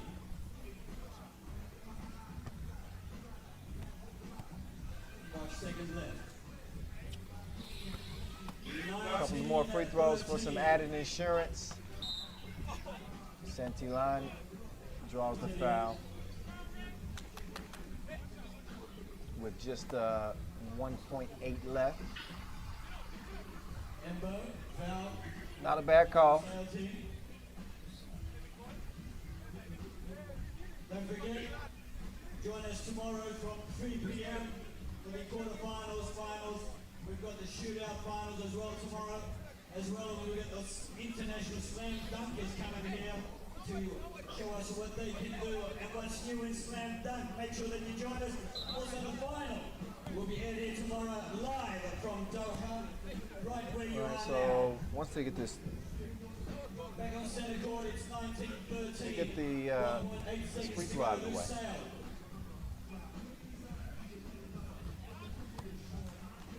Two free throws out of the way. He was behind that 2-point arc. I thought he might have had a foot in front of him, but it was a 2-point attempt. And only one of the two free throws goes. It is Lucille. In a hot contest, they shocked Manila Chooks TM and the young star Joshua.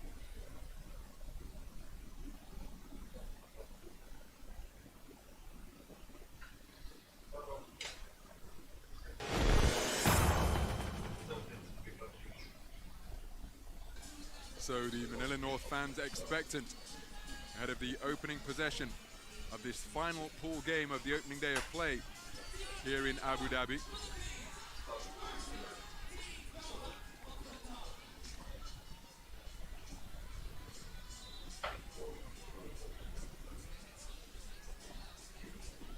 So it's Manila North who have the first possession, wearing white tops and blue shorts against the all-blue side of d.o.o. Between his legs and then driving to the basket, but can't get the shot to fall. Sammy Monroe. Dominic James puts it inside Tanguy Ngombo, who goes to work immediately down in the low post, initiating lots of contact with bumping and banging with his shoulder. Can't get the shot to fall. Abueva drives, follow-up, is stuck home, and listen to that round of applause. Carl De Hesa opens the scoring. Nobody going to guard Ngombo. He tries the two-pointer, can't get it to fall. So Abueva, guarded by Dominic James, goes to the turnaround. It's a spectacular effort. Sammy Monroe picks up the errant shot. Inside to Ngombo. He goes to work once again, lowers the shoulder for the second offense in succession, and this time he is called for an offensive foul after no whistle on the first. So the basket will not count. First foul called on d.o.o. Tanguy Ngombo initiating too much contact.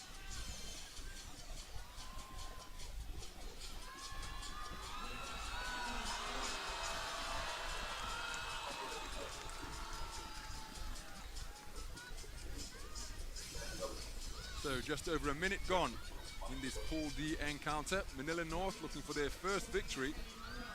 Shot fired by Abueva. He's asking for a foul, but it's an air ball. That is the result.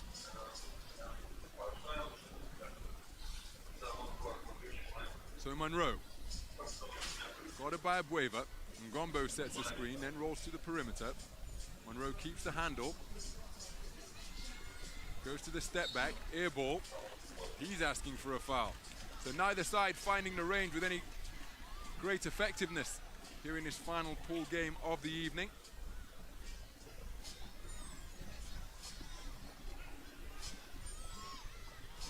And a long-range two-pointer is in and out.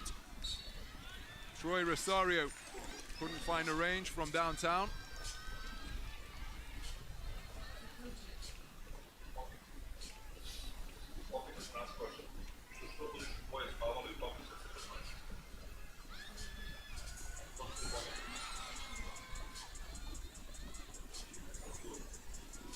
So long range two attempted by Musa. Long range two is drained by Manila North. Abueva makes it Manila North 3. d.o.o. yet to score. More contact initiated by Ngombo once again. He'll go to the free throw line having been impeded on his shot attempt. But here was the long range two-pointer by Abueva. Had a busy evening. As the man nicknamed the Beast. First pool play, then he went into the dunk contest. Ngombo can't make the free throw. d.o.o. still yet to open their account. Stolen away by the alert Dominic James into two-point territory. Nobody really guarding him, so he helps himself to that characteristic high elevation jump shot. Doesn't fall.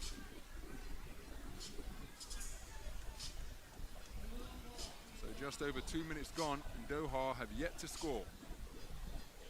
Manila North 3, d.o.o. still scoreless. Inside, traveling violation called on Yassine Musa. Too many steps before he executed that dribble. Turnover's the result, and d.o.o. remains scoreless.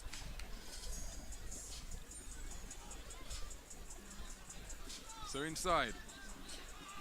Manuel muscles his way towards the hoop and gets the shot to fall. Manila North leading by 4.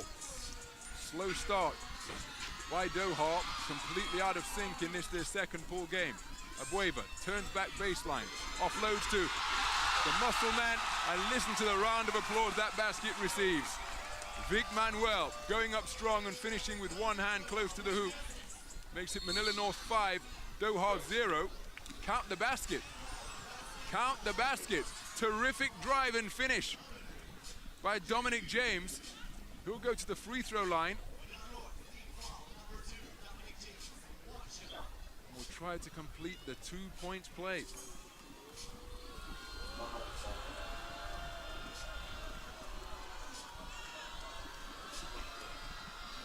Dominic James unable to complete the 2-point play. The rebound finally hauled in by Manuel.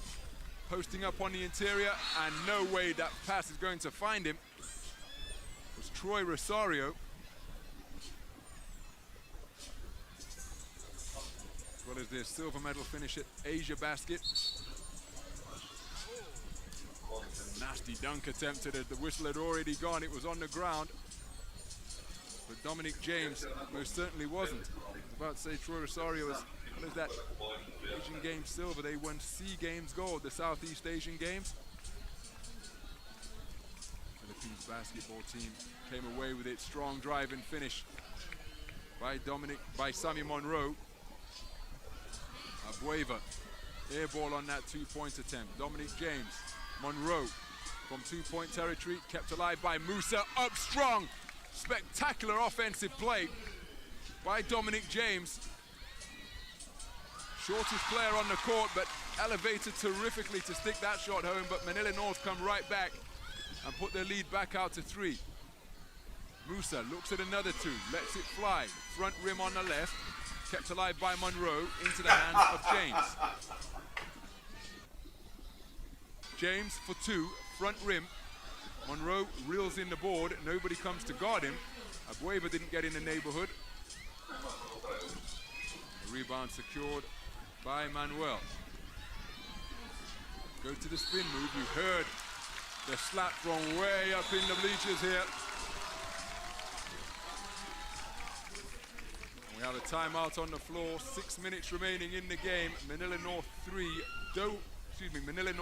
6, d.o.o 3.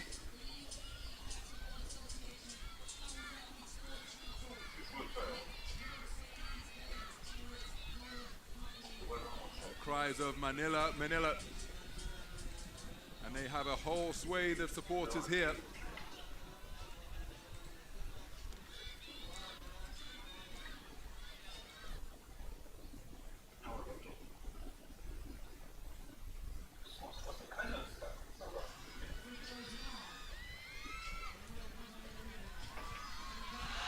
Miscommunication between Ngombo and James. You saw Ngombo gesturing that he was expecting the shot. That's why he got himself such terrific rebounding position. James had other ideas and was looking to find his teammate close to the bucket.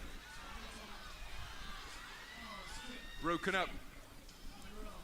Low scoring game this one. 4 minutes gone as Monroe gets to the hoop. And then comes over the back of Troy Rosario. So d.o.o called for their 3rd team foul. Manila North with a 2-point advantage. Not only do they need to win, that's the first objective, of course, to get themselves their first